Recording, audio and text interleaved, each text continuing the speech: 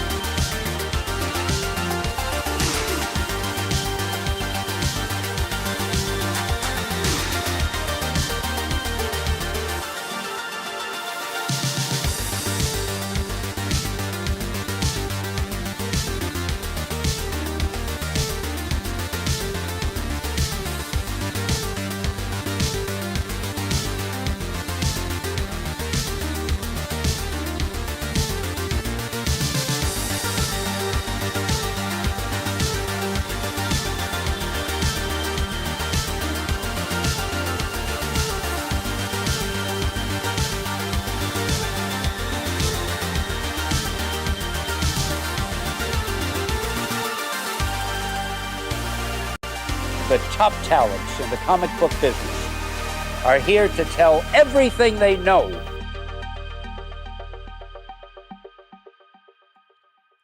Ladies and gentlemen, welcome to another Tuesday night, another Industry of Comics episode. This time, Industry of Comics episode 35. We have an excellent show today and some funny topics that we get to play around with. But I am back with my two compadres, Mr. Jesse Criscione and Dennis Barger, both from Jesse James Comics and Wonder World Comics, respectively. Jesse made it through the two hurricanes, but I don't think they're done yet. Are they done yet? Do we know? No, we still have like another month of going through whatever else comes through. But, you know, that's the price of living in Florida. Just like any other state, it has its positives and its negatives. But hey, comic book convention this past Sunday. That didn't get canceled. So we want to thank Rick over at Famous Funnies Comics. And we had an awesome day. Bought about 3,000 books there, basically from 4 vendors. And what's funny is one vendor we had pulled, you could tell he's a small vendor, 6-foot table. I'm like, you know what? I want to support this guy. So I go over there, I pull about 200 items. I don't haggle. I'm like, you know what? Let's do 200. So I pull out, we don't take cards. I go, okay. Let me go get cash. Oh, we don't take cash. I go, well, if you don't take cards and you don't take we only take PayPal. And I'm like, well, I don't have PayPal. I don't use PayPal. I can Square you. I can Zelle you. So he pulls up his phone. No, I can't do Zelle. I'm like, I'll be back. So I just spent the $200 at another table, right? And so it's amazing when you see stuff like that happen. And but Jesse, it's funny you should mention this. Yep.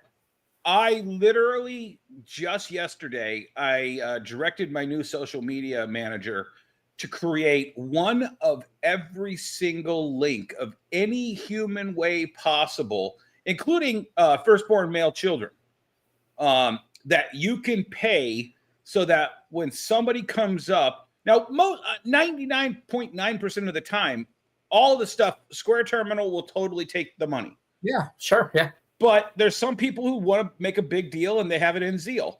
There's some people who want to do Cash App, and I don't know that we take that. I directed them to create QR codes for every single way you could take money so that we can take money here and on the road any way possible. Yep. And that's what real businesses do. Yeah. Even Square, you can take cash. There's actually a button that you can take cash, and it gives a receipt and all this stuff. Yep. And so you just sit there and you say, how do we coach common sense? And apparently you can't. It's that shoebox mentality or that cigar box mentality. Right. I don't think any convention owner says with the checkbox, do you take cash or credit card? Well, right. So, we're going to get into some interesting topics tonight. One being dealing with collector's obsession. And basically what that means, you guys, is that, most of us are average comic collectors, but there are some non-average comic collectors out there. And we all have some little thing in our how we collect that's non-average. Peccadillo is what they call it. What is it called? A peccadillo. A peccadillo. We all have a peccadillo. Yes, an odd way of doing something. Yeah. So we're going to get into that pretty heavily, but starting it off, ladies and gentlemen, we're going to get into a little bit of shrinkage.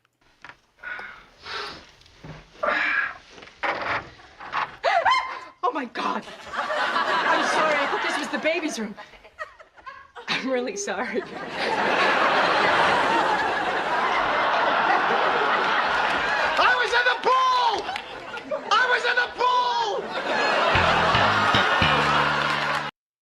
yeah. So what are you talking about? He who smelt it dealt it. What are you talking about here? Ladies and gentlemen, you gotta love it. A little old school Seinfeld to start off the day when we're going to talk about shrinkage. And I was trying to figure out a way to do a voiceover of him instead of saying in the pool. I was in the comic shop. I was in the comic shop.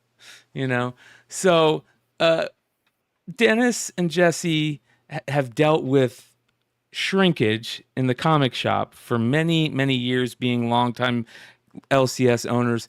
But Dennis had to deal with it firsthand this week. All right. And it is a doozy. That first step is a doozy. Are you going to play the video? Nope. Oh, okay. I already did. What, your You video? already played it? No, your video? You want me to play it? Yeah. Play Okay, it. so let's show everybody what we're talking about here. yeah, so if you guys don't follow Dennis's IG, he put up a post this week on his IG of the theft happening. And here we go. You ready?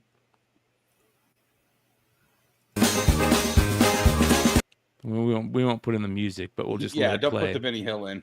So No. just to point out, he's wearing his high school hoodie from a local high school, Carlson Marauders, in Gibraltar, Michigan. It's about 15, 20 minutes from me. And my son sped it up to get it kind of so you can see his face, see the hoodie, and then see.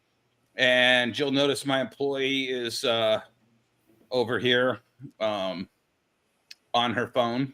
Yeah. And there's these two people over here on the floor playing. He could tell he's waiting for her to get on her phone. Yep. He is looking for the opportunity.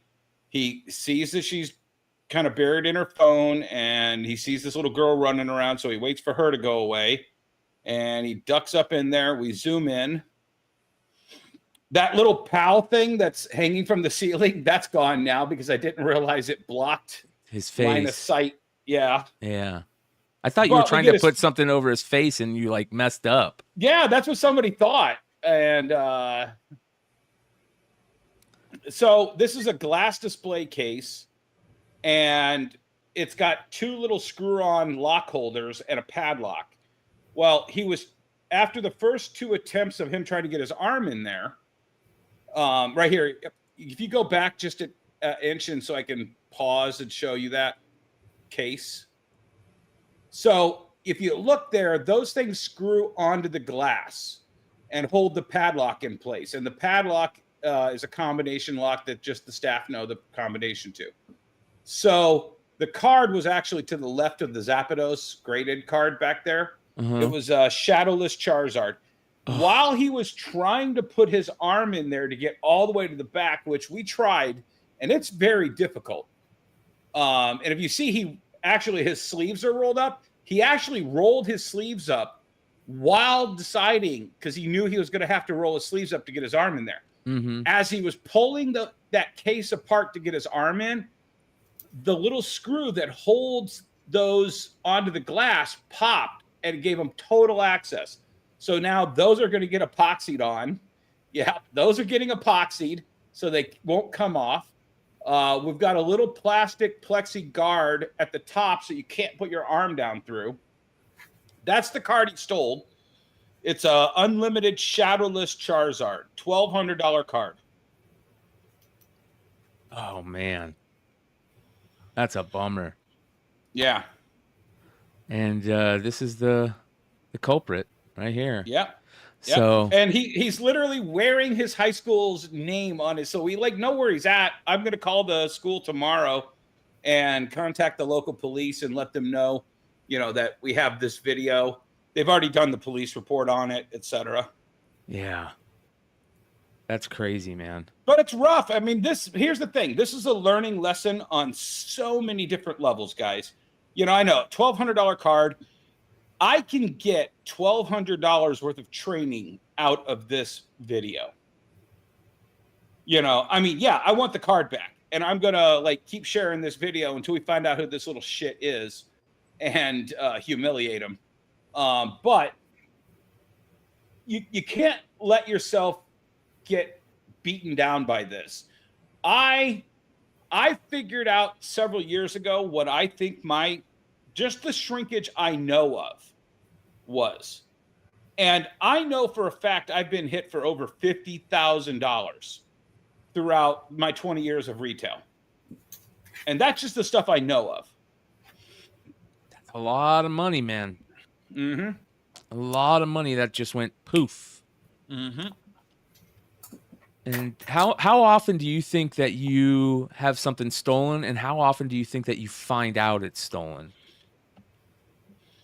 Jesse, what you know, like corporate statistics? Yeah, sure. So just so you know, folks, shrinkage isn't just this young kid stealing. Shrinkage is shortages on your orders, right? You order 50 bucks from a company, you get 30. That's a shrinkage.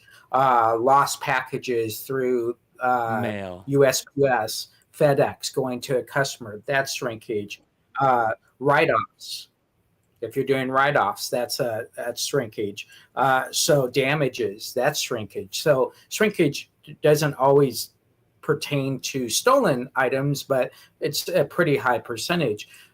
Throughout corporate worlds, you have a 2 to 5% allotment for shrinkage for a lost item, stolen goods. 5%, anything over 5%, you're probably then get fired, especially in a big company. That could be $250, $300 million in inventory lost.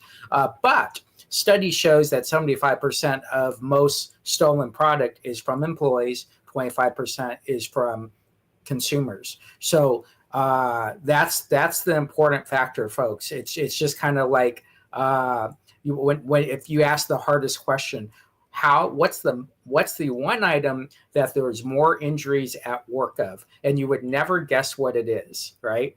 It's a rubber band.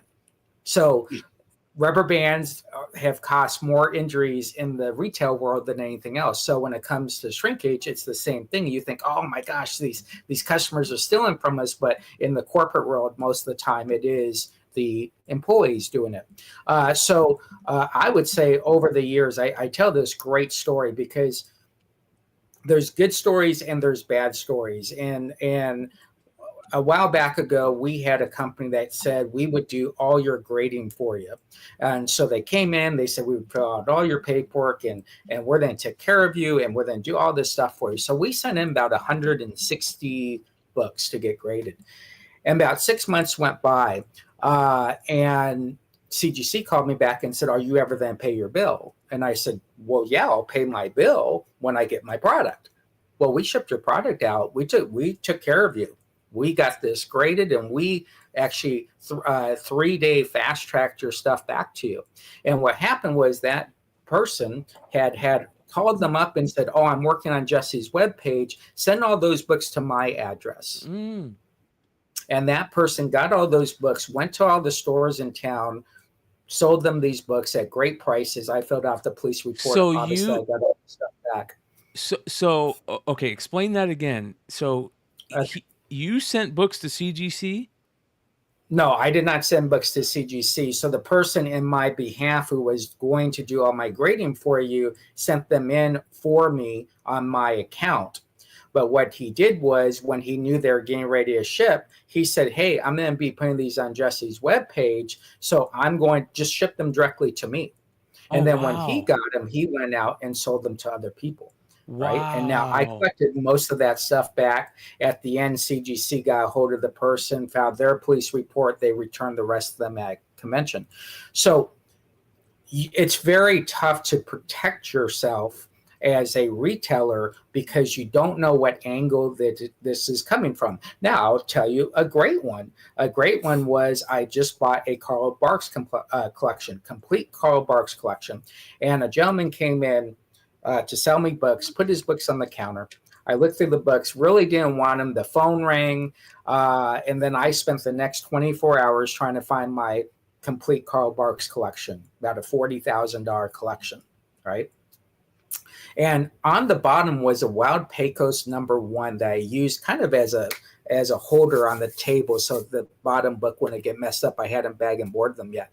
And it had a tear through it. So 24 hours later, here comes this lady. She's got these stack of books, and guess what they are? It's a stack of Uncle Scrooge, right? And I said, and it just so happened that my customer, who is a pull box holder, was a cop who came in and was standing behind her and picked up a box. And I said, listen, ma'am, if I get to the bottom and there's a Wild Bill Pecos #1 with a tear across it, you might want to just walk out. right? And sure enough, there's that wild Bills Payco. She goes to grab the books. I go, no. These books are going to stay here. The cop interjects and says, listen, I can arrest you on the spot, but let me tell you what's going to happen when you go to court. You're then point to your boyfriend who stole it. The judge is then, whoever is going to ask you or ask him, do you know about this? He's going to say, absolutely not. So we recovered those books. So there is every once in a while that good thing that happens, which taught Karma. me don't leave $40,000 worth of books on the table. Right? In Dennis's case, maybe that $1,200 card is maybe too close to the entrance. Right? We don't know. But when it comes to theft and when it comes to shrinkage, no matter how hard you plan for it, if someone wants it, they're getting it. Yeah. Yeah. That's the sad part. Let me tell you. So we're going to use tonight the little first part of this to like go over some of our battle scars here. And I'll tell you how we caught one of the worst employee thieves that I know I had. This kid, he played Yu-Gi-Oh at our store. He was recommended by one of my managers to be the extra swing staff. We hired him. Kid seemed great. One day, he worked for us about 2 months. After about 2 months, he was a little weird one night. And I noticed that we have a way of ringing up your employee sodas. And I noticed that, you either you have somebody else ring it up for you, and we always give a discount for the employees. Or you neg it on your sheet. You have someone else neg it on your sheet. And there were 3 employees working this night. And this kid, he went over to the cooler and he went back behind the counter. And I heard him open a Mountain Dew. And then I was busy on my computer doing eBay stuff or something. And I heard him like really guzzling this thing, like really loud. And then I was like, did he pay for that? So I went to my side monitor and I rolled back the security footage. And he didn't pay for it before he grabbed it. He didn't ask any of the other employees. And I thought I was just going to have a nice little teaching lesson for the new kid. What I didn't realize is when I scrolled back a little too far, I saw him take a $100 box of Yu-Gi-Oh and stuff it in his backpack before going out and grabbing the Mountain Dew. And at that point, I was like, well, we're going to have a hot time in the old town tonight. So we made sure everybody left for the Yu-Gi-Oh tournament. I gave them plenty of opportunities to correct what I thought might have been a one-time indiscretion. We opened up his bag. He had $500 worth of product in his bag. We then went over the previous month's worth of every night he worked and found that in just 30 days, he had stolen over $10,000 worth of product. Sealed booster product that we could tell on camera. And the worst part about this, and this is Jesse will probably be able to tell you, and a big warning to everybody out there, convince your local prosecutor that you can steal $10,000 worth of Yu-Gi-Oh cards. They won't believe you. Yep. Convince them that $10,000 worth of comic books is a thing. Right. They did everything they could to let this kid off. And we never saw justice for it. We never got our money back. Nothing. The kid walked free. He smiled at me every time we were at a Yu-Gi-Oh tournament, and he knew he got away with it. Yeah.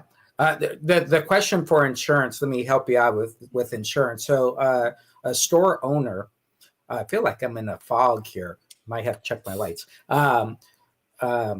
A store owner has to have 3 options for insurance. So his first insurance is renter's insurance. So that is if you're renting from a landlord, you have to have insurance, which is traditionally 1 million, 3 million, 5 million. That's kind of where it goes. So you're insuring the building. So if the building was to go on fire, it would more or less protect the building. You wouldn't owe the landlord $1 million for blowing up his building. The second thing is you would have blanket insurance. And blanket insurance is kind of like saying, oh my gosh, I got $100,000 worth of product in my store. I'm then insure it for $100,000, right? Now, what traditionally happens is the insurance agent comes out and says, well, I need to have proof that if we're going to insure this for $100,000, that's blanket insurance. But if you're a good person, you go out and get antique collector's insurance. Antique collector's insurance means that if you have let me go back to blanket. So if you have blanket insurance, that means your AF-15 that has, 15 cents or 12 cents? I can't remember. If that has 12 cents on it, that's what you're getting. That's blanket insurance. You're only getting 12 cents for that book, right? Such so bullshit. You have to go get so you have to go get antique collector's insurance, which means it sets true value on that AF-15 so that if it's $100,000, that's what your insurance is covering. Now, the thing with antique insurance, you need to be following up every quarter saying, this is what I've added. This is what I've kind of taken out. So it's very, very interesting. And someone made a good point. It might have even been Dennis. The second you make a claim, you're freaking screwed. Yeah. Because I've had 2 claims in 7 years for my business. We're in a flood zone, and it's like the perfect storm when it happens. It rains for 3 days. The groundwater starts filling up. If the power goes out during that time, the sump pumps don't work. And the bottom of my movie theaters, because they're slanted incline movie theaters, will start filling up full of water. Oh my God. Yeah. And we found that out the hard way 6 months after we bought the business, and we put everything on pallets.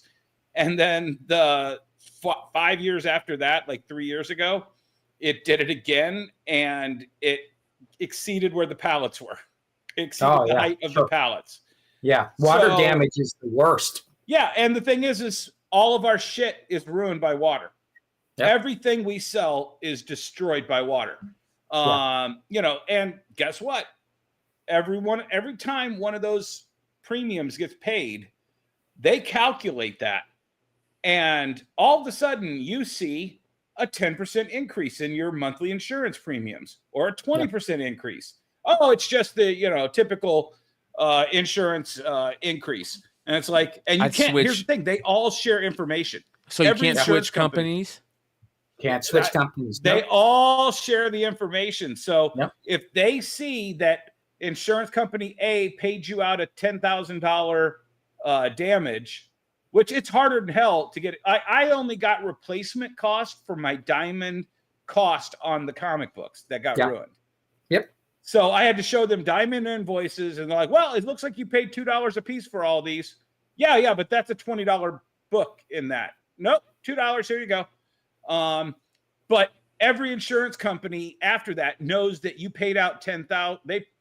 Insurance company A paid out $10,000, and they recalculate your rate based on if you ever have another payout. So what if want to make sure we're covered? So what if it was gold and somehow that gold got stolen? Are they going to pay you what you paid for that gold, or the current cost of the gold? It depends on your insurance policy. Right. Again, it really depends on your insurance policy, and it's really up to you to understand your insurance policy. Now, I'm going to tell you, if I had my insurance policy and you had to read it, you would just throw it away after the first 10 sentences. 20 pages minimum. Yeah, and they use these words that don't make sense. So if you are, now gold is a little bit different. Dennis was talking about commodities and all that. That's a different world than what we're talking about, because gold isn't a collectible, right? Gold is gold, right? That's an actual commodity, yeah. Yeah, exactly. So that's the difference when it comes to insurance, right? And then when it comes to those type of claims, again, coming from the corporate world, then it's not like, oh, my gold was stolen. Now it's investigating a little bit more versus a comic book store having damaged items. So a prime example, during the 15 years at the store, we've had glass break on a window, or the monsoon comes in and breaks the door down. We've always paid for it. We haven't even bothered with our insurance company because it's not. And like I said in the chat, there's a deductible. So there's always a deductible. It's usually about $500 to $1,000, depending on what you're getting. So replaced. It's not worth it 90% of the So time. yeah, if you have a $2,000 door break and you declare that to your insurance company, they say, all right, we'll take the $1,000 deductible out of it, and here's your $1,000 for your $2,000 door. Oh, by the way, your insurance is going up $50 over the next 3 years, and we'll get that $2,000 back out of you. Yeah. Yeah. So, so like I said, most companies have a 3 to 5% shrinkage allowance. At the end of the year, they're going to say, did this exceed 5%? If it stays at 4.5, they're not even investigating, right? Because they've hit their allowability. You can't stop it. I have watched stuff being in the corporate world, being in the security rooms on camera. And these guys are experts. You have people in the theft world that will fake a stolen item, right? They'll pretend like they're stealing so that your security walks up to them and says, hey, can we look underneath that XYZ? Next thing you know, you got a lawsuit. Yeah. Right. So that's the only reason to have insurance is to stop those lawsuits. Right, exactly. So it is a challenge, and I will tell you, my boss, who was a 4th generation owner, Blake Nordstrom, would always say to me, Jesse, you can worry about the 3% that's stealing from you, or you can take care of the 97% that are buying from you. And that's what it really comes down to. And so if you're a retailer out there, you know how this works. We also know how many times we've been wrong, right? We're, oh my gosh, this guy's going to steal all that stuff. And next thing you know, he's walking up to the counter and saying, hey, do you guys accept cash for all this stuff? Jokingly, right? Because they give you kind of those things that you kind of look out for. Well, and then there's Epic Nation, caught red-handed. Did he see a single day of jail time? Did he get arrested for that entire stack of comics he stole? You know what I'm saying? Well, no, because he blamed it on his employee who actually did take it, but you don't know if his employee was taking it for him or not, But on camera, neither of them are doing time. Neither of them. No. Yeah, exactly. Yeah, and it doesn't matter. It's Doc Joe makes such a good comment right here. He says, it seems like there is just too much work with such little financial reward in this industry, honestly. And that's the problem. That's why a lot of them are going out of business. Can I answer that? Yeah. Doc Joe, you met me. I'm happy as fuck, dude. Yeah, but you're an outlier. You're an outlier. No. But what I'm saying is the financial reward is one thing. But having the peace of mind that you're your own boss, that you have all of this stuff that you can sell at any time you want, you don't have to get on that treadmill and sell at a comic book show in the middle of nowhere, and you might only make $200, or you might only have one person come up to buy $200 and they don't have PayPal. Yeah, you don't have to out there schlep it. Yeah. I was on the front page of the Wall Street Journal. I was sitting across from the reporter, and he was like, Dennis, if you were doing and this is when I was 25 years old, mind you. He was like, if you were doing anything else, you'd be a millionaire by now. I go, yeah, but would I be happy? No. Yeah. No. Yep. Well, there's a difference. Emmett gets it, that you have to get to a point, and all of you young up and coming guys and people who you're listening to the show and you're wanting to get the tidbits, get yourself to a point where you can have fun doing this. Because if you're selling comic books and you're selling toys and you're selling sports cards and you're not having fucking fun, quit. Yeah, that's any job. Leave it for Jesse and I. We will have the fun and make that money. Yeah. I think what happens is in the millions and millions of dollars that we have done in business. Millions of dollars, right? And you think of it and you're doing your taxes, you're like, holy cow, I didn't know I did that much, because you're only getting a small percentage of that $1 million. But what you're trying to figure out is, hey, this Monday, I'm going to my very first Monday night football game at the Buck Stadium. They're playing the Ravens. That's worth. By the way, how is Buck Stadium? Buck Stadium sucks, but didn't they lose the roof? That was Major League Baseball. You're talking about baseball. Oh, okay. Yeah, baseball. But that's what you're kind of looking at. You're looking at is, okay, I might not be actually putting that $1 million in my pocket, but what am I able to do when I go out to dinner? Am I picking McDonald's, or am I able to say every once in a while I can go to Texas Longhouse or a Longhorn or whatever it's called, Roadhouse or whatever, I don't know, expensive Sizzler. place. Just say Sizzler, Jesse. We know that's your brand. If I say Sizzler, then the whole thing's then go, who goes to Sizzler, blah, blah, blah, blah, blah. But so it's really what you took out of it. I look at the most valuable thing I've gotten out of the comic book industry over the last, being in it 43 years, but really heavy in the last 15 years, is the friendships that I've got that you can't buy, right? And that's, I think, what I took out of it. So everybody has their different levels of what success looks like. But I will tell you, in the retail world, in the comic book world, I would tell you a good percentage isn't, oh, I got XYZ in my bank account. So let's talk about the shrinkage at cons that happens, not just with theft, but everything else. Because a lot of retailers now, they don't have stores, but they do a lot of work at cons during con season and conventions and stuff. So let's talk about what it's like being a retailer at a convention when it comes to shrinkage. Right. Well, so I would say you have shrinkage and cost, right? There is going to be shrinkage, and I'm probably the greatest example of shrinkage at a con, right? And I don't want to mention the guy's name because I'll just get pissed off and I'll email him right after the show or during the show. So I did one of the most expensive exclusives in comic book history, which is 11-piece connecting cover. And I know when you say 11 pieces don't connect, but 11-piece connecting cover Power Rangers thing. In fact, New York, Dennis, remember we had the biggest poster in history at New York Comic Con was my exclusive on the wall. That's how awesome it was. But the 11th one was a secret release at San Diego Comic Con. And what happened was I was talking to the gentleman. I put the $500 box down.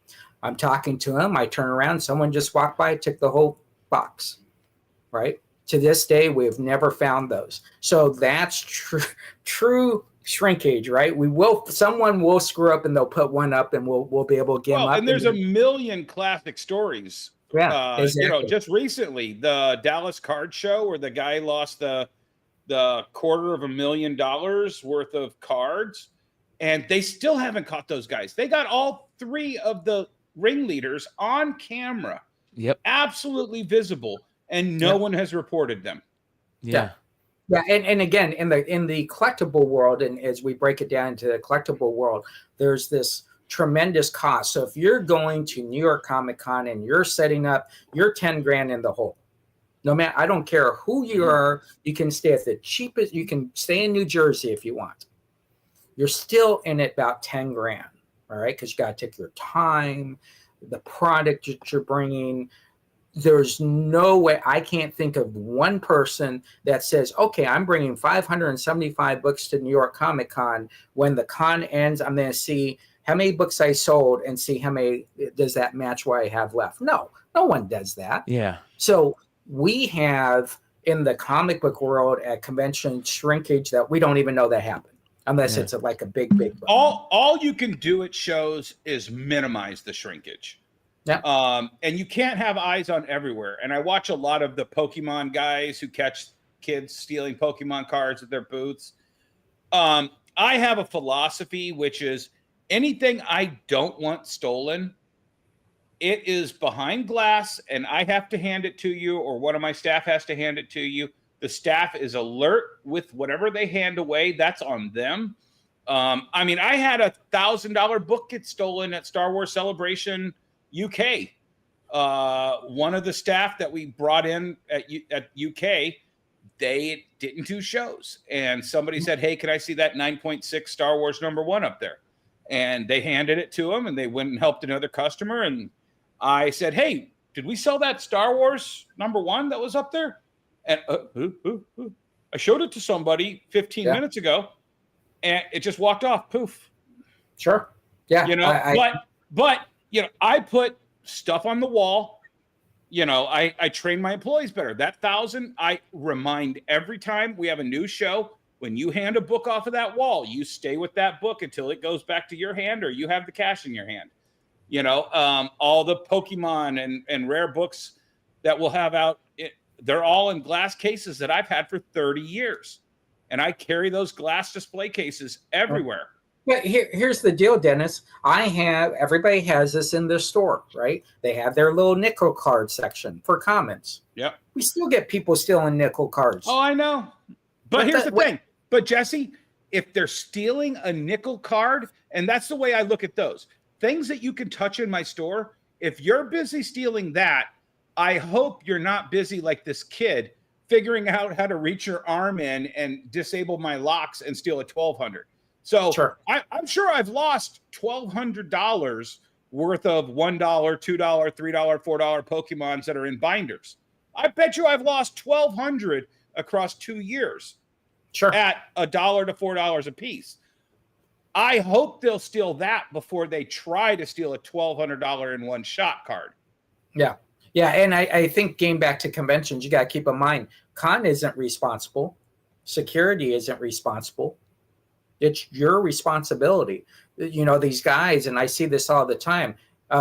Hey, wait, who's watching your booth? Oh, the neighbor. Do you know him? Well, no, he's right next to me.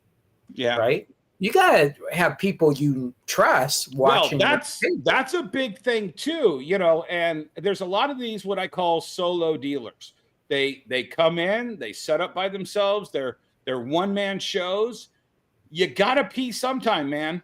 And if you don't have a dealer next to you, I know several of my dealer friends who have been ripped off by the dealer next to them that once they walked away to go take a pee break, they just helped themselves to a couple things that they didn't think they would miss, and they figured it out. Yeah. You know? So it does happen.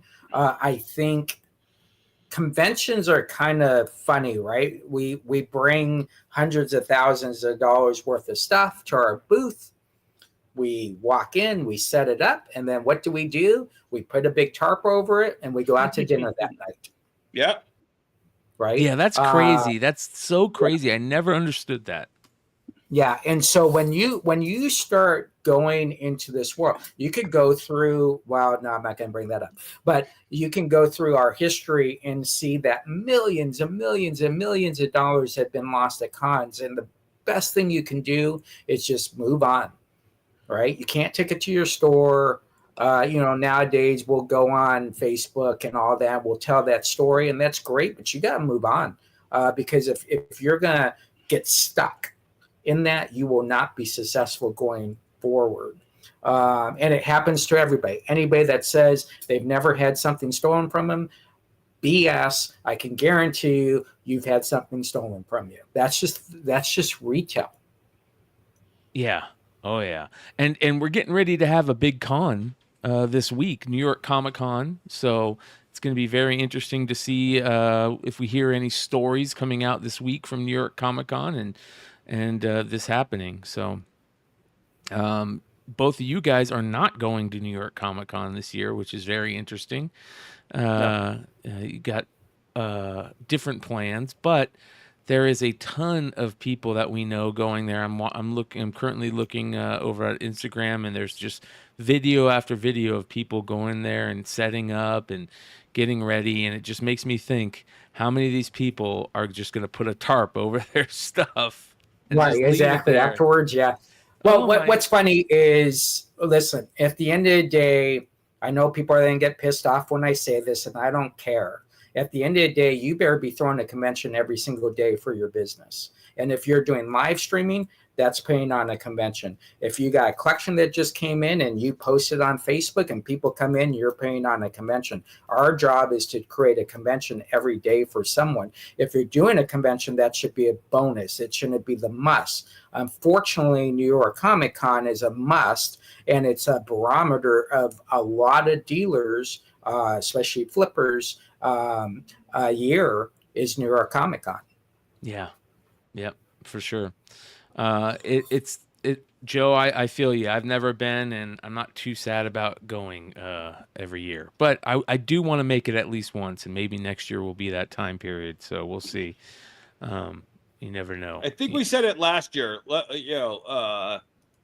Every time New York comes up, it's just one of those things that the hassle of New York, and I hate to say it because I love meeting all my buddies over on the East Coast, but the hassle of dealing with New York City to go to New York Comic Con, if something comes up, it's not worth the struggle. Yeah. San Diego is easy. It's there. It doesn't shift around and move constantly. Right. It's really set up for San Diego Comic Con. Right. But keep in mind, San Diego Comic Con extends past the premise. Yeah. Actual San Diego Comic Con. So you got stuff going on all around the place. So the one question was, does theft happen overnight, even when you have great product? Here's the rule. There is a time when you have to leave. There is no bring a sleeping bag. I'm going to sleep at my booth. So legally, you have to leave at that time. Why? Because it's number one, it's union. So they don't want that responsibility. There's a certain amount of time. So you have to follow the union rules. And then again, your stuff is not protected as far as insurance goes. Right? Yeah. Listen, are the cameras on at night? I don't know. That's something different. So when it comes to conventions, folks, you got to be like the heritage guys that take everything out of the case. They take it back to their room. They got their card, which is crazy that they would walk with their card. Now, they probably have a room that's connected to the convention center, so it doesn't matter. You have to take all those extra steps. And if you're not willing to take all those extra steps, then forget it. Right. Yeah. When I bought that huge collection that had every single comic that you can imagine from Marvel and DC, I took all those books home with me every night. Was it a pain in the ass taking them out of the cases? Absolutely. Was it a pain in the ass to put them in the car? Yes. Was it a pain in the ass to bring it back and put them on the cases? Yes. But I never lost an item. Yeah. Right. And so that's what you got to really look at. Yeah. That's a huge deal.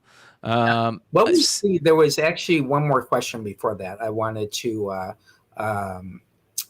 what was the other question? So real quick, I want to say we do have is there 7 insurance for theft from these cons? No. Now, could you get traveling insurance for a convention? You can. I have a rider on my policy that covers whatever vehicle I rent or whatever vehicle I take to a con from break-in and loss. The problem is that, luckily, knock on wood, I've never had the problem. But the first thing they're going to say is, do you have an inventory list? All of you weekend warriors who do conventions, do you have an inventory list of what's in your boxes? No, you just go, okay, I'm going to take all of these. I'm going to take all of these. I'm going to take these. The closest thing you might have is an inventory list that came back from your grading company of what books would probably be in there. Yeah, and then you got to prove that they were there. Right. Right. So that's the big thing.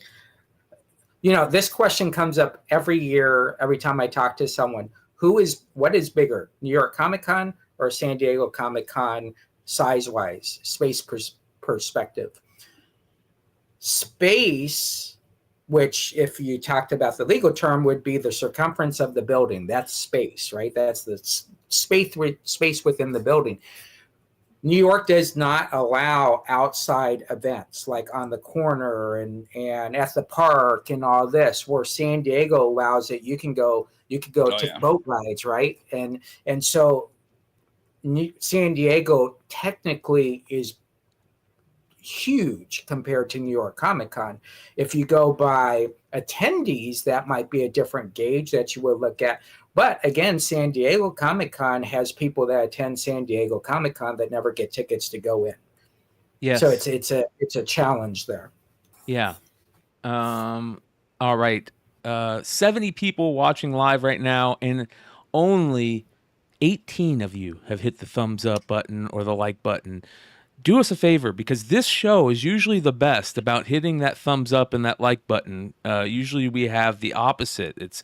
We have more likes than we do concurrent viewers. So 75 watching, 77 watching right now, and only 19 likes. Do us a favor, hit that thumbs up button. That really helps us out. It's one of the best things that you can do to support the channel, and it's free to do. And if you're not subbed up, watch the rest of the show. If you enjoy it, then sub up. Maybe you'll find your new favorite show on YouTube. You never know. We do have a second topic that we're going to get into. We're about ready to hit hour number 2. And this second topic, I think, is going to be a lot of fun. And that topic is basically like collector's obsession. There's multiple collector's obsessions out there. And we all have different ways of showing those obsessions. And we're going to get into some of those obsessions. But we got to start the show the way we would if we had a guest, because we got to get into unfiltered time, ladies and gentlemen. Yep. Yo, let's do this.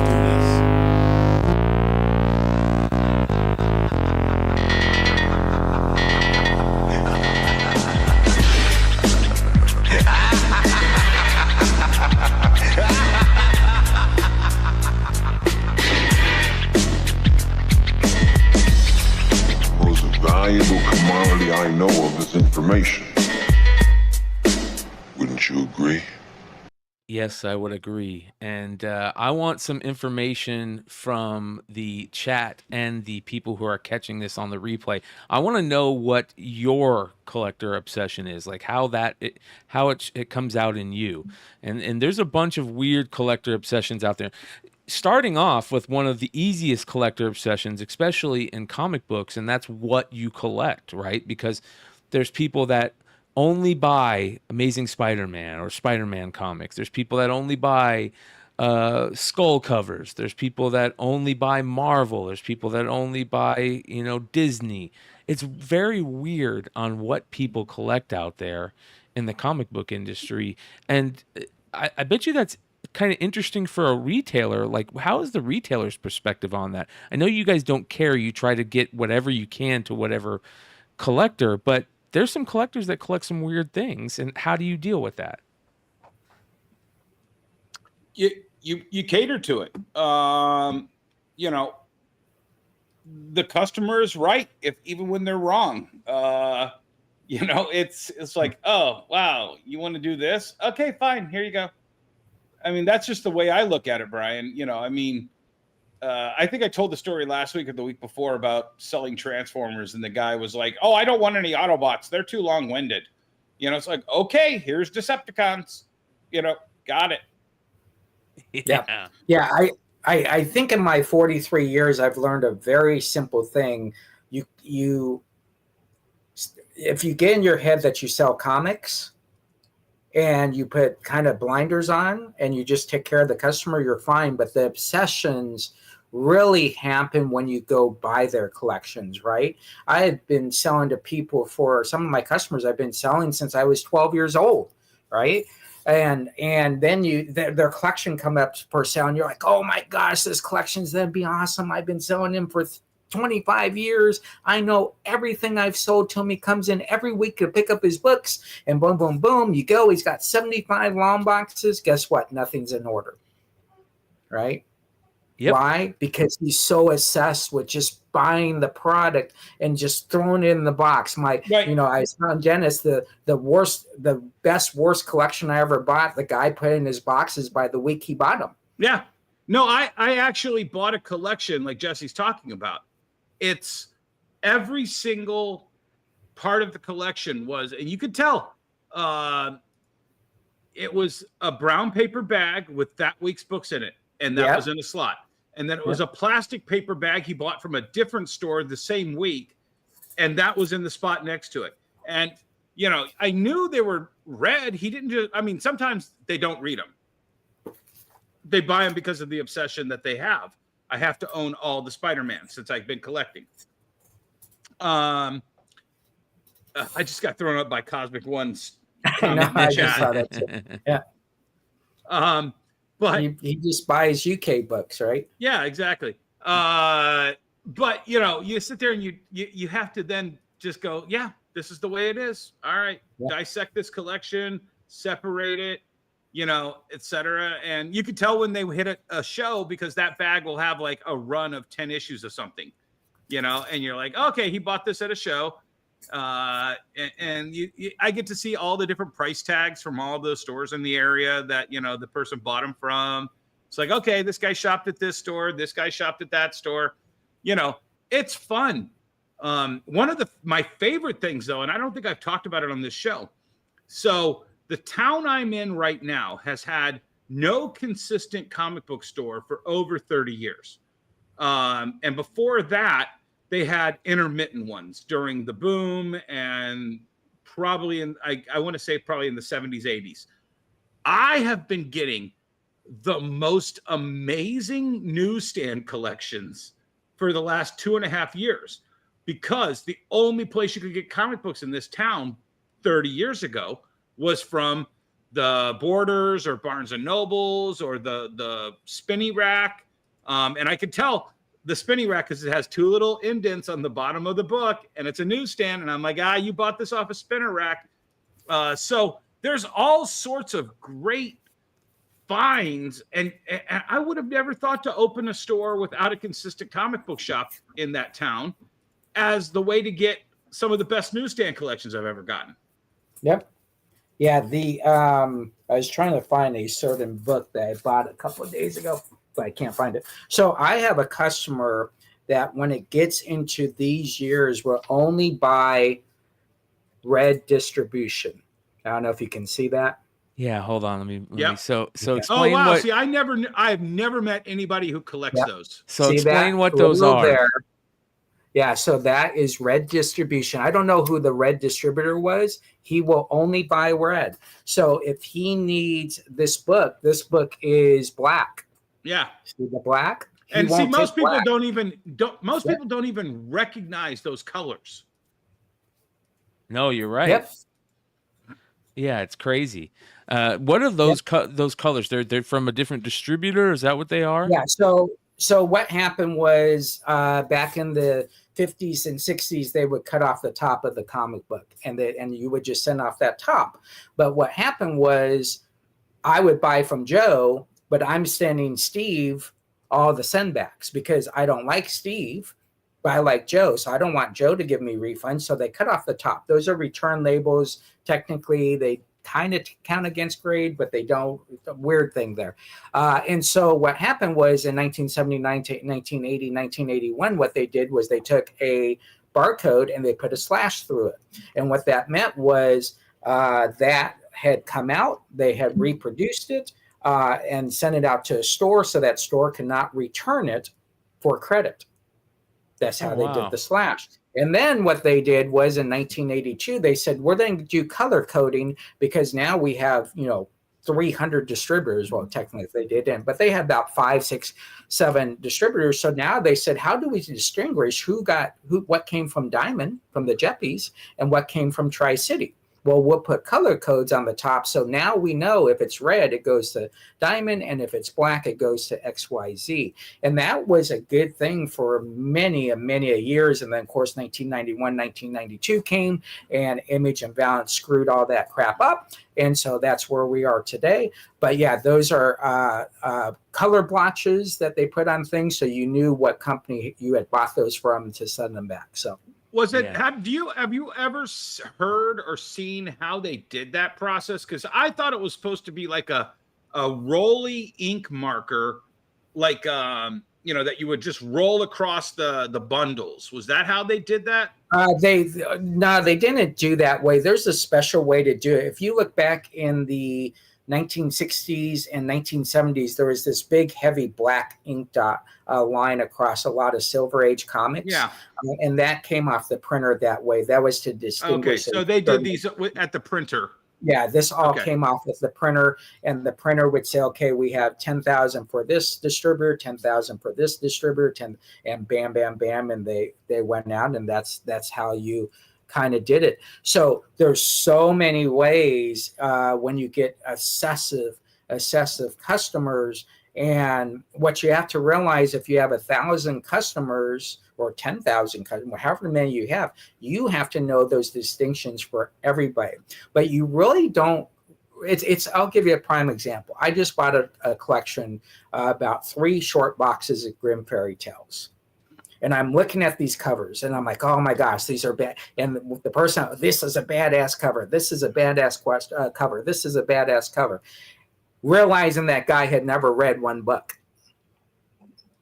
But he was obsessed with having every Grimm fairy tale cover. Why? Because you got Al Rio, you got Ebass, you got Nia Ruffino, J. Scott Campbell, Peter Steigerwald, Marat Michaels. You can go down this Don Mateague. You can go down all these things. And people really like that. And that's not being I only collect variant covers, because their cover A's are great on Grimm fairy tales. Right.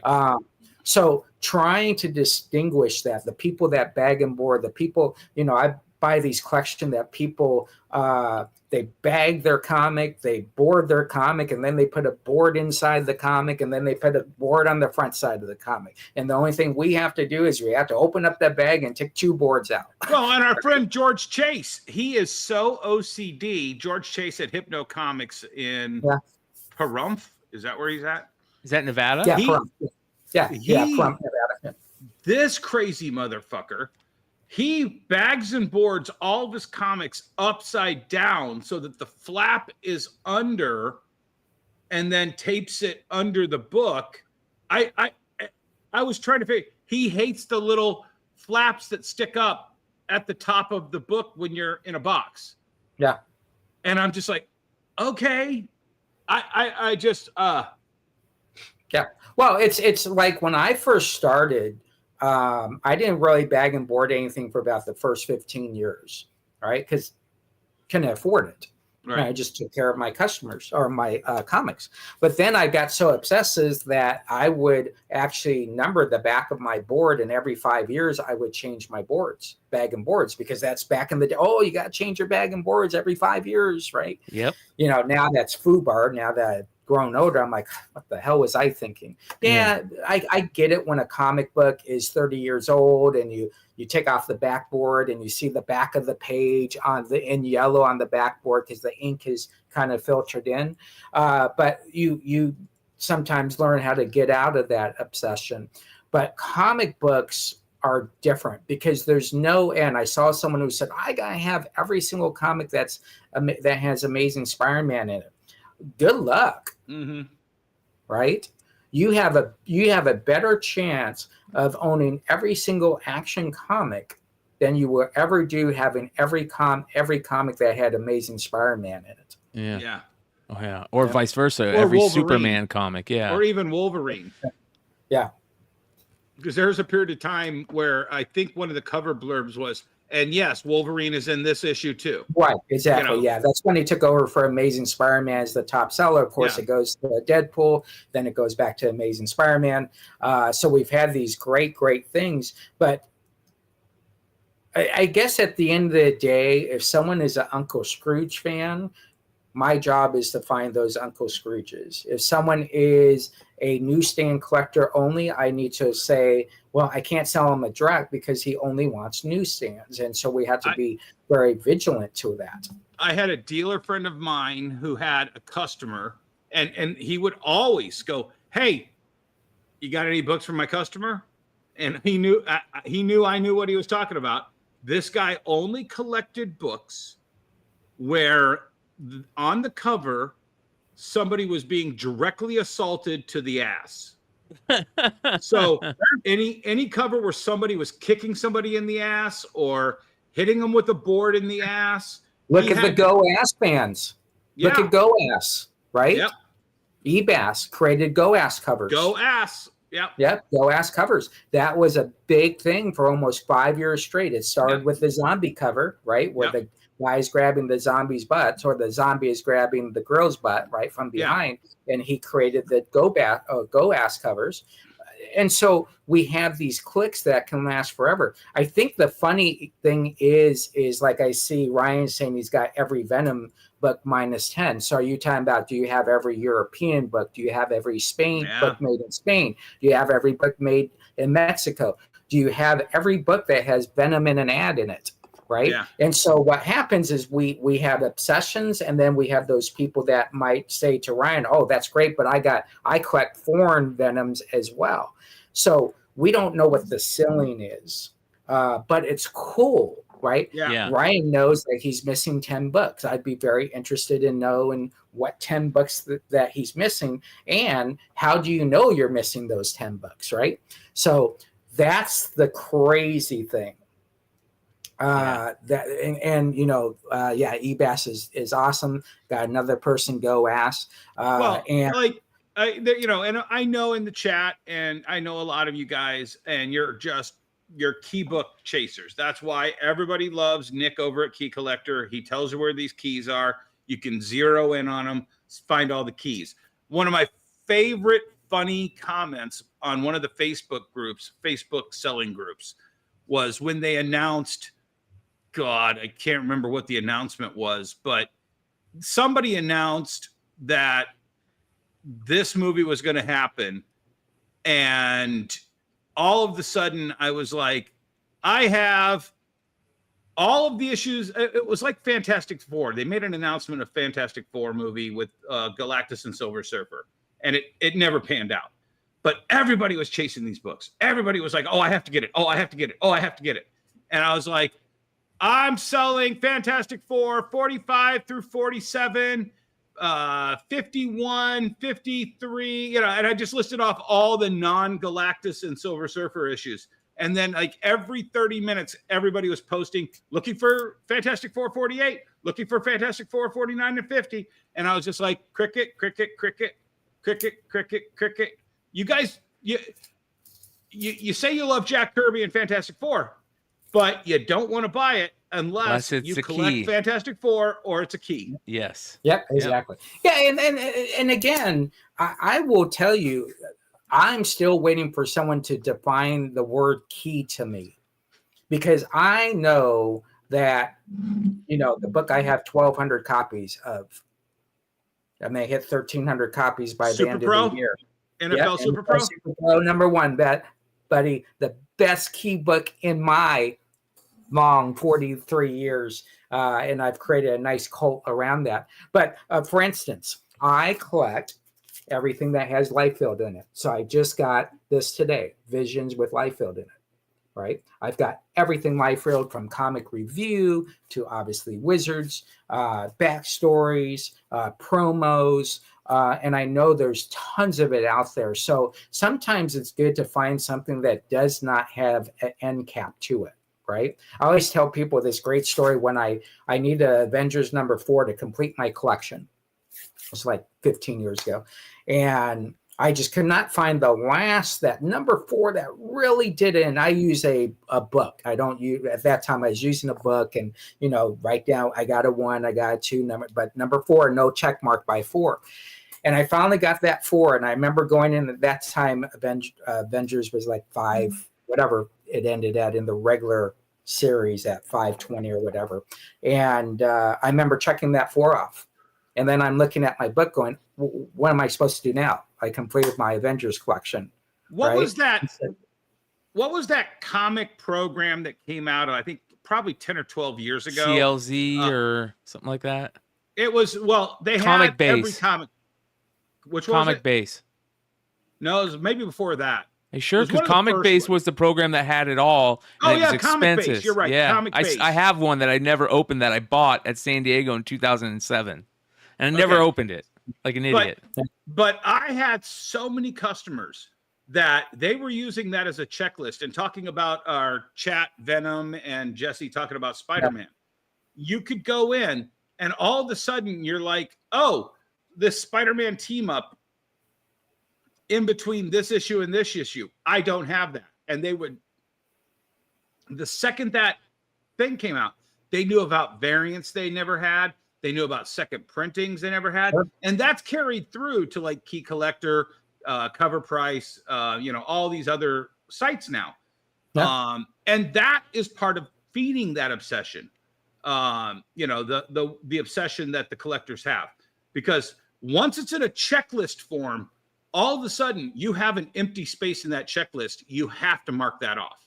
Yeah. Yeah, Real quick, exactly. real fast. I got a shout out to our boy Alex and Ronnie. Look at that. Ronnie just dropped a super chat. There you go. Right Yep. as I was Nice. saying it, $2. He says, best show, best host, winning. Appreciate you, Ronnie. Much love and prayers go out to you right now. I know you're fighting the big C, and that's a pain in the Yep. ass for anybody. So much love to you, and everybody send prayers and thoughts his way. Yep. He's one of longtime community members over here, a good friend. And also a big shout out to Alex with the $10 super chat. Emmett just did a video on Comic Base. Yep. So Shout out go to over Alex. to Haven for Heroes and check that out. Thank you, Alex. Yeah. It's and so you just look at these obsessions, and sometimes you're watching. I'll give you a prime example today. On Lightfield's page, they post Youngblood #1, and they're talking about his podcast, and they're going on, and I'm looking at that thing, and that's a great cover. Well, it's my exclusive cover, right? And I'm sitting there saying, well, wait a minute. I have 420 exclusive covers. So my obsession as a retailer is saying, wow, I got 420. What's my 421st cover? We're Right? missing the 7-foot tall gorilla in the room right over here. The fucking crazy bastard who has to know everybody's first appearance in creator appearance. Yeah, there you go. Yeah. You know, Yeah, so much Brian, so that I got a list that you can find in the description below, and you there can you go, add guys. to it. Down there, Yeah. be obsessed like Brian. Yeah. Yeah. Yeah. So listen, you know what's funny about that is you bring that up, and I am currently doing the thing that a lot of collectors do. I'm shaving down my PC and what I collect. I used to collect a lot of different stuff, right? I would collect, of course, all the creator firsts. I'd collect all Adam Hughes titles. I'd collect all, anything with Uncle Sam on it. I would collect all the Alex Ross stuff. Then it would be like my favorite series. Of course, I had all my favorite series that I collected, which were numerous. And now I'm shaving down my PC, and it's just my favorite creators, that they're first. I'll still compile the list, but I just going to search out my favorite creators. And then it's going to be like, cannabis covers, like those type of things. And just, I think that might be just about it. Like, it's going to be hard. So I'm shaving down that PC. I want my PC to be in like 5 short boxes max. Like I want it to be very, very short, haul of I got to get them out of the house. That's going to be my PC. Well, and let me tell you, Brian, Jesse and me from our perspectives, when my business partner and I started this 33 years ago, we came up with a strategy. If it all goes south tomorrow, are you happy keeping what you bought as your personal collection? And at a certain point, I mean, clearly, I don't need 100 copies of this book that I probably have somewhere in my warehouse. I don't need, but I will have, if everything goes south, all the internet's down, there's no way to sell, there's no cash, we have to use it for firewood, just to stay warm at night, and the apocalypse is happening. I'm going to have fun going through those boxes going, oh, I remember this book. I'll sit back while the apocalypse is happening, and I'm going to read this one.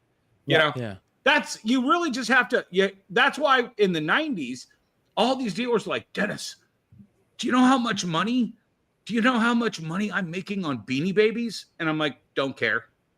Don't fucking care.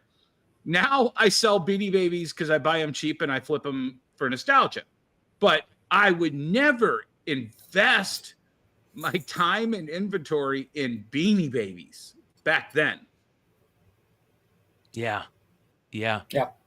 Well, we've got some crazy collectors in the chat right now. I know 99 Newsstand is here, famous for just being a Mark Jewelers collector, a newsstand guy, obviously, a Wizard One guy. He's got those crazy things. Of course, Rhino is in here. He's a Venom only guy. We've talked about that. Doc Yep. Joe is a super nut. He's a 9.8 guy only, 9.8 or GFM, as Yeah. I say now. Well, I think and the crazy part about it is when you lose your train of thought. That's the crazy part. Yeah. My shirt threw me off. I was reading my shirt. I'm like, what does my shirt say? And then it threw out what I was going to freaking say. Damn it. Go ahead. Oh, you know what? One of the things I was going to say is, here's a prime example. If you're an Amazing Spider-Man fan and you say, oh my gosh, I got to have everything with Amazing Spider-Man on it. And you look at this book, you're going through the box, you see Vision number 4. Don't care about those 3 guys. That has nothing to do with me. But then you forget it's a flip book. Yep. And it's actually an Amazing Spider-Man book on the flip side. Yep. Right. Yeah. So this obsession of knowledge of trying to figure out, okay, what am I actually collecting and does it make sense to collect that? Is I think what makes sense for that individual, and they shouldn't really care that someone says, oh, well, I only collect 9.8. That has nothing to do with how I collect stuff, right? Good for you. That's how you collect stuff. But, you've done this long enough that, generational wise, every generation has something that was specifically for that 10-year gap that was kind of common, right? So probably in the 80s, everybody collected Star Comics, right? I'm just making stuff up here, right? But that dude, might have been. I was obsessed with Peter Porker. I had to have every Peter Porker in my personal collection. I have every Marvel Tales. Yeah. I have every Peter Porker. Then when he was a backup story in the reprints, I had to buy every one of those. I had probably the most complete Peter Porker collection you could have. Yep. Yeah. And so that's the amazing part. So, I was showing you or showing Brian that if you collect exclusives, right, and I collect exclusives. Well, what does that mean? I don't even know what that means to a lot of people. Are you talking about exclusives for a store? Are you talking about exclusives for someone who's just doing Peach, right? Or someone who's just doing Scotty Young? I'm talking variants, not. Yeah. What about legacy? There's the legacy numbers collectors, which only want numbered 69 books or number 7 books because they were Mickey, like whatever, like whatever their favorite number is, that's all they collect. And now you got double legacy, right? So double legacy is coming out. So double legacy is where a company says, okay, you want number 69 out of every single book I do. But now we're doing double legacy. So I'm doing 15 books. So each book is a legacy number. You buy book number 8 in that legacy count. Oh, let me show you the 14 you're missing. Because here's legacy number 9, which is a Youngblood number 1. Here's legacy number 10. So now we're tying legacy numbers personally to the brand itself. Yeah, and in the chat, Eric, people are asking what I collect, and I'm just stupid with the collection. I love Whitman reprints. I love comic 3-pack bags. I collect comic 3-pack bags. No idea what I have. I just buy them. Whitmans, I just buy them. And then about once every 5 years, I'll go try to insert more Whitmans in the collection. Go, shit, I already have 3 of these. I don't care. It's just one of those things that just makes me happy. So I just love buying them. Yeah. That's the rarest Whitman of all time. Is that the 35-cent Woody Woodpecker? It's a Woody Woodpecker they only made 10 of by error. Oh. It wasn't supposed to be Whitman. Nice. Yeah. So there is another crazy type of collector, and that is the collector that has to have everything in the highest grade possible. And that's Doc Joe. Well, not only that, Doc Joe's different. He's got it graded. There's the type of collector that goes in on Wednesdays on New Comic Book Day. Oh, yeah. Yeah. Grabs his box. Right. So when I started in '82, I used to have customers come in and you had them and we had these in these cheesy ass bags. I don't know if I have a picture of it. I actually do, but I'll show it for the next show. We put these their pool books in these bags, and back in the day in the '80s, new issue day was Fridays, and so you hand them their 6 books. They grab those 6 books, they go to the freaking new issue section, they grab the whole stack of books, right? And then they turn them sideways, which is what you kind of learn at the beginning. You turn it sideways, you look at the staples. Very first thing you should do on a new issues is look at the staple lineups. So you go out and you pull those 3. Right now you're doing edge, corner, cover, spine, right? Those are the just next like 4. how CGC grades 9.9s. Right, exactly.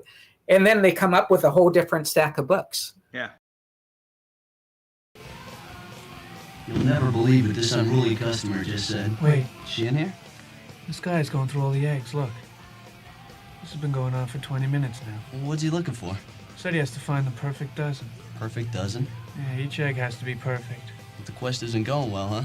Obviously not. Look at all the cartons that didn't make the grade. Why doesn't he just mix and match? I told him that and he yelled at me. What'd he say? He said it was important to have standards. He says no one has any pride anymore. It's not like you laid the eggs yourself. I give him 5 more minutes. After that, I'm calling the cops.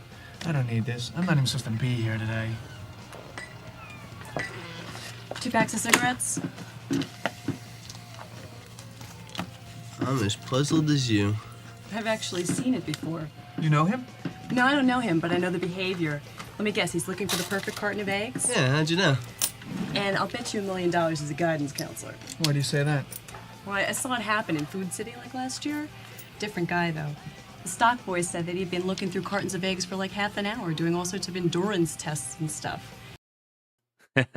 You gotta love it. You gotta love it. So, But I literally, the second I saw that clip, I was thinking about the people who do that with comic books.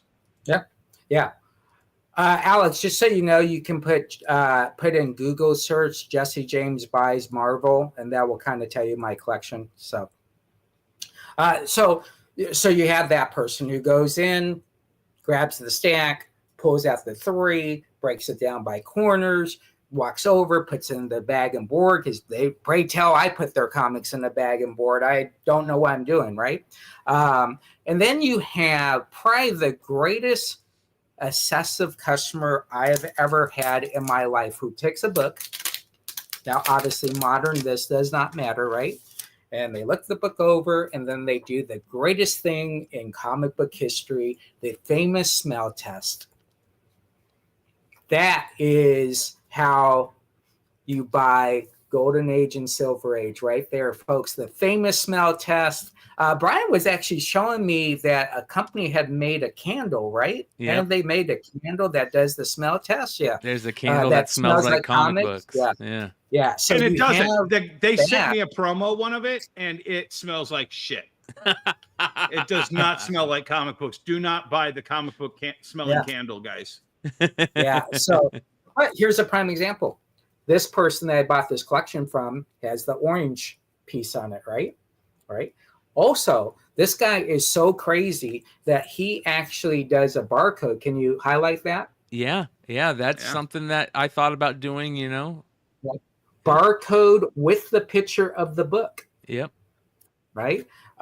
With the writer, with the writer, with the artist, with the cover artist, and then his soft grade. Yep. And then he could probably put that barcode into scan it with this thing. Right. It pops up in his, you know. Yeah. I love that, dude. Yeah. And so it's sometimes you're laughing inside because you don't want to laugh at a customer. And on the flip end, you know, they're looking at me and saying, why do you have 1,200 NFL Super Pros over in that corner of the store, right? And you're saying, what do you mean? That's common, right? Yeah. So, by the way, Jesse's not joking. There is a stack of Super Pros. I mean, like 6 foot tall, you know what I mean? So yeah, and I made a mistake on, I forgot what page it was on. I was just joking. And I said, man, I'll take any NFL Super Pro #1 you got. And within weeks, people across the world were sending me, hey, I bought all 25 at the store. The store gave them to me for free. I'm like, okay, well, we'll just try to get as many as we can. And you go behind. You used to go behind the desk, and there's a cubby hole, and it's just packed with Super Pros because you can't fit it on the stack anymore. Yeah. And so I think it's what makes it fun. Sometimes I look at someone who is a numeric collector who has to have 1 through 6, 1 through 10. There's another dealer that does what Jesse does, but it doesn't have nearly as many. Neil Adams Skate Man. Oh yeah, I remember Skate Man. It's just these little books that are like our peccadillos. It's like boom. But if you're in the comic book world and you have a Skate Man, you should know that that's a important book in the comic book world. Yeah. Right. And so Neil Adams, why would Neil Adams do Skate Man? Why? Because he was vested in it. Why did Neil Adams spend so much time on Miss Mystic? Why? Because he was vested in it. And he really didn't, because he had ownership in it. Yeah. Right. Yeah. Well, let's not get into that because my buddy Mike Nesser is the guy who created Miss Mystic and actually won the suit against Neil Adams for trying to steal it. Oh. Yeah. But at the end of the day, creators have their ownership. And when I say ownership, I'm just talking about the ability to draw it and have fun and create these crazy ass covers. It's like the Bullet cover, right? Which is Crazy Man. Everybody has to have a Crazy Man Bullet cover, which is an actual bullet shot into a comic book and then made into a comic book cover, which I think is amazing. They actually have another one, which is like a head cover too, which it's actually a head cover, which is very, very Don cool. Heck, the Don Heck bullet in the head covers. Here's something else that's very interesting, and we kind of just barely kind of keyed into it. But I want to know how everybody out there sorts their comic books at home. And we'll get into this in a second, but we got to play this first. I guess it looks as if you're reorganizing your records. Yeah. What is this, chronological? No. Not alphabetical. Nope. What? Autobiographical. No fucking way. Yep. I can tell you how I got from Deep Purple to Howlin' Wolf in just 25 moves. And if I want to find the song Landslide by Fleetwood Mac, I have to remember that I bought it for someone in the fall of 1983 pile, but didn't give it to them for personal reasons. That sounds comforting. Yes. I love that, dude. It's so good. Me is my light. Yeah. I will tell you, I was looking through someone's collection, about 10 years ago. And every time I opened up a box and I pulled the lid off and I put the lid back, he would follow up behind me real fast and actually take the lid off and put it the way he wanted it on that box. And it's like, you're going to do this every time, but he was so obsessed with me touching his collection and me touching his boxes. Right. And because this is part of your culture, it's part of your tradition. This is where you go when you've had a bad day and you need comic book therapy to save you. And what do? You go into this world that is yours. And maybe it is pulling up that comic that you bought in 1983 off the rack at 7-Eleven. And maybe that's what takes you into your happy world. So here's my question. I want to know, for everybody out there, do you sort your comic books at home by titles, does it go by like a publisher, then by alphabetical order by titles? I have a friend, and Jesse knows him, my buddy Kyle. My buddy Kyle, he sorts his comics by how he buys them. It's like if he buys them that day, they go in And his comic boxes, no rhyme or reason. Every once in a while, you go through a stack that all came out that month, and he picked up his like comic his pull box. But if he went to like a show that week, it's how he bought them, and he would just put them in. Okay, that box is done. Close it up, put it away, start a new box, and it's just complete chaos. I'm helping one of my best friends who passed away, his sister, sell off his books, and I'm going through his long boxes, and he was like that. He just consumed it, and he had an order from Discount Comic Book Service, and I came across a bag, and I opened up the bag, and in it was one of my variants that I gave him when I saw him at a show, and we walked around and we dug long boxes. And that whole bag was what he bought at the show that last time we went digging for books together, and I gave him that variant. That's cool. I pulled that whole bag out, and I'm like, whatever's in here, I'm just going to leave it like this, because this is a moment in time that I'm never going to have with my friend again. Yep. Yeah. That's cool. It's like a time capsule. Yeah. Doc Joe says A's in a box, B's in the next. That's as far as order goes for me. Full alphabetical is here's the thing. So in my areas where I am organized, it's alphabetical, but it's master title alphabetical, and it starts chronologically. So if you want Spider-Man, you start with amazing, and all amazings are 1 through 800 or whatever. Then it goes to spectacular, 1 through whatever. Then it goes to McFarlane Spider-Man, 1 through whatever. Then it goes to, and that's how I did it. Going. That's how I did it. Because if I want Spider-Man, I don't want to have. If I want to read Kraven's Last Hunt, I don't want to dig through my A boxes and then dig through my S boxes, then dig through another part of my X box. I want to be able to flip, and I go, okay, yep, here we go. Now flip through here. Yep, here we go. I can now pull all my Cravens, and I can read Kraven's Last Hunt, which is, I think, one of the best Spider-Man stories ever told. Agree, 1,000%. Yep. That's how I would do it. I would do it the exact same as all alphabetical, but when you get to like a character like that, they would all be chunked together. All the Spider-Mans would be chunked together. Like my Avengers in my personal collection, it's Avengers, and then it's West Coast Avengers. Yes. And then I'm not gonna. And then remember they changed it. It was Avengers West Coast, and then West Coast Avengers. Yep. So I'm going to jump around. No, I'm going to put all of it in Avengers, then Avengers, boom, boom, boom, boom, boom, and then Volume 2, Heroes Reborn, whatever. But I'm going to have my Avengers, and then my West Coast Avengers are right after that. Yeah. Stored by publisher, pretty much. That's a good one. Sort by Marvel, DC, or Indie. That's another thing that a lot of people do. They'll just do straight Indie. Yeah. Marvel, DC, Image, maybe do like IDW, Boom nowadays, but for most people, it's just Marvel, DC, or Indie. For the longest time. Brian, I just sent you a link to my private collection. If you can play this is my private collection. Where did you send it? You send it to the Facebook. Send it to the Facebook. Send it to Facebook. Yeah. Okay.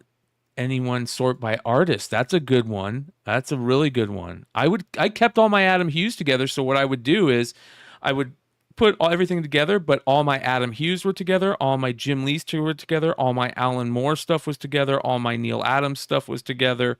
That's what I had. I know there's people that put all their Dave Stevens together.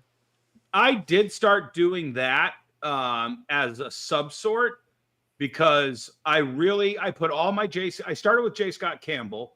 Then I realized I'd had a big signing with Tucci in my store, and I basically pulled all my Tucci books, and he autographed everything. So I now have 2 or 3 Tucci boxes. So I did start pulling some of my favorite artists. And of course I have my legendary 3 Dave Stevens boxes, which I think is now 2 because I've graded so many of them. You do change. You got to be like water. You have to be able to adapt and come up with the thing that makes you happy. Most definitely keep you separate graded and raws 100%. If there's anybody out there that puts their graded books in with their raws, I want to know. Wow. Yeah, that would be That's crazy. a lot of wasted width space because you've got to have a mag box to stack those, and then you're losing. Yeah. Oh yeah, for sure. It's funny because the way people sort their comics, some people just don't care. As long as some people, it's how they read them, right? It's how they read them, how they put them back. Well, That's a Hood big has one. a great, and Doc Joe can attest to this because he's dug my warehouse. I have no idea where anything is in theater 1. So every time I go through theater 1, I got it, Jesse. I did it. I pull any random short box off of the shelf. It's like experience. When I hear people say, "Oh, I got to go to this show to find some back issues," I can literally go and I can dig my own warehouse whenever I want to find back issues. Yeah. For anybody that wants to see Jesse's collection here, let me go ahead and put the link in the chat. But let's do this. There we go. So here is the link in the chat that's Jesse's PC right there. There you go. And as a matter of fact, here, let's go ahead and do this. Let's just go ahead and play it. So this is this is my collection in 2009.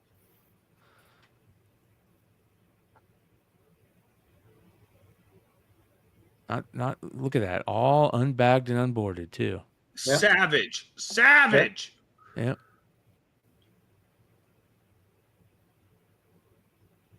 Look at all the Dead Worlds. I love Dead World. Yep.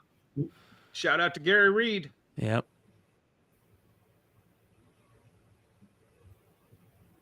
That some of them bagged and boarded them, some of them not. Yep. Oh, that was just one room.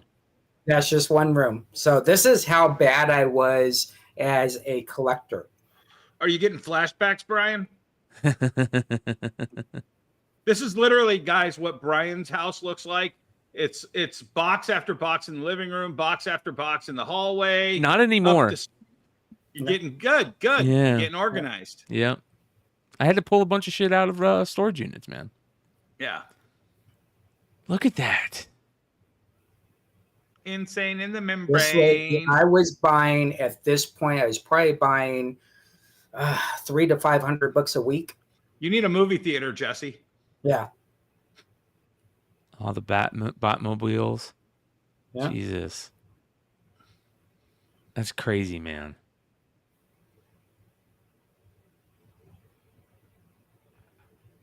Yeah, that's what. Look at that. Green Lantern 76. Look at that. Right on top. Right there. 76 sitting right on top. Yeah. Jesus.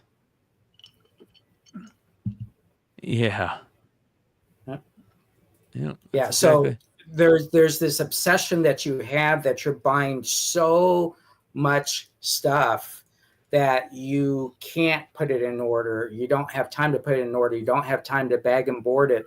And you're just hoping one day, okay, this weekend I'm going to do this. But what happens? You go out and buy 500 more books and you're just adding it to the stack. Now, I chopped that video. There's actually another room that has all my action figures and my statues and all that.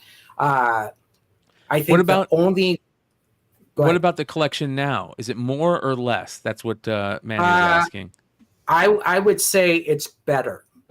It is better. I wouldn't say it's more, but it's better than what I had there. I think in about 2015 is when I said, listen, I can continue to buy books. But keep in mind, when 2009, I didn't have the store yet. Yeah. When 2009 happened, I had to then choose, am I buying 500 books for the store or am I buying 500 books for myself personally? Yeah. I've never sold anything out of my private collection. So I'll reiterate what I said in the chat. Yeah. So when my business partner and I opened the store in 2005, we had his collection and my collection sitting in the back corner of one of the back rooms. Never had time to look at it. I was like, this is kind of a pain in the ass. We need to get this under control because your collection and my collection are just sitting back there, and there's probably like multiple copies of each book. So he and I went through our collections and we weeded out the stuff that we just bought because we had to buy it, and then he kept the stuff he wanted. I kept the stuff I wanted. And we actually organized it in the back of our old store, which was 6,000 square feet, so that we had access to it and we could go back there. And then about 2 years after that, I was like, have you even looked at your collection? And he goes, no, not really. I don't have time. I go, yeah, me neither. And so we palletized it and we wrapped it, and it has literally been sitting on those pallets for 10 years. Yeah. And I don't even remember what we kept, but it's all stuff that meant something to both of us at that point in time. Yeah. You got to do a video going through that, dude. Yeah, I think I should bust it all out and do a video of it. Yeah. But I think that my point was, even though I was buying anywhere from 200 to 300 to 500 books a week, it was my obsession was the buy. It wasn't even the what I was getting. Is the fact that I was able to go out and say, I'll take everything. Well, and that's what we basically decided is to keep our collection separate, because everything we bought in rarely would go to our collection. It was the inventory for the store. So, we kept it segregated kind of as a snapshot of what it was like before we opened the store. Right. Sure. Yeah. Yeah. So I think it's one of those things that you have all these things, right? When I go, I'm in the middle buying two collections, and one guy has 70,000, the other guy has 30,000, and the 30,000 is actually worth more than the 70,000. And because why? Because the 30,000 is, guess what? The 30,000 is in order. Alex just dropped another $5 super chat. He says, how many books you pull for yourself on every Wednesday as owners? Do you ever pull books for yourself as owners? I think as a owner, what's funny is when I was a collector, my pull list every week was about $200 to $300 a week. When I became a store owner and I had full access to those books, it dropped down to like 3-4 books a week, because I could really get those books anytime I wanted. Yeah. But as a consumer, the obsession of going in on Tuesday, Wednesdays, or back in my day, the Fridays, of just being part of that day. Yeah. Right. I have my books and I look around. I might not know anybody around me. The great thing about new issue day, the one thing I will tell you is it's a timestamp day. We know Brian's coming in at 1. We know Dennis is coming in at 1:15. Brian is then to look at Dennis and say hi. Dennis is then to look at Brian and say, how are you doing? And that is your talk for the next 30 years. But guess what? We know when you come in, and if you don't see Dennis, you're like, hey, what happened to that Dennis guy? Yeah. So that's the great thing about it. So I think what happens is it really depends on what type of store you are. A lot of store owners are still traditional back issue buyers, back issue readers. They're traditionalists. They got, a new title comes out, I'm going to go read Crisis on Infinite Earth, that type of thing. And so that's a tough question. But there are some. I know one dealer that reads every single book. I don't know if they do it for their pull list, but I know they read every single book every week. Yeah, that's crazy. That's nuts. Yeah. I couldn't imagine even doing that. There's so many books out there that I would read and go, what am I reading this for? Right. On. Yeah, exactly. And so it really becomes the buzz. It's like, we make fun of Cross, but guess what? Cross just got picked up for a movie, right? And so now so everybody's then coming in saying, where's the Cross books? And you're saying, there ain't no way that movie's then be like Cross. No. It's a TV show, Rob Zombie makes it. It's who's doing it? There's somebody I know that's doing it that you would know. Eli Roth? No, I can't remember. Anyways, it's going to be crazy. It's funny. I just went through a short box of a bunch of Cross books the other day, and I pulled out I have like 5 of each, right? And I would pull out like 1 of each and go, okay, that's going to be in the whatnot sale. The rest are going to grading, you know, like these are gone. Exactly. And so, you know, we lived in this world where a lot of stuff is recycled.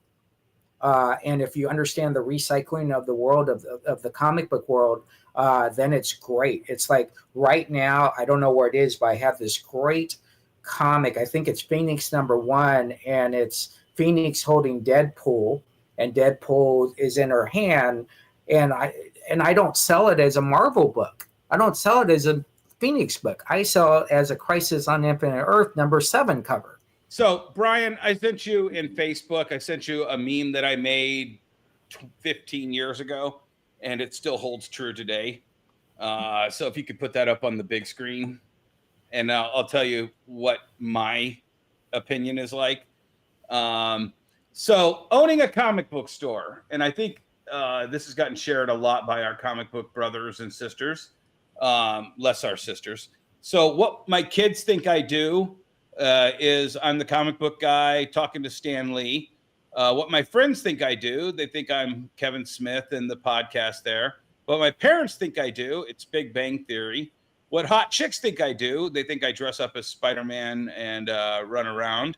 What I hoped it would be, hot chicks sitting around the comic book store reading comics.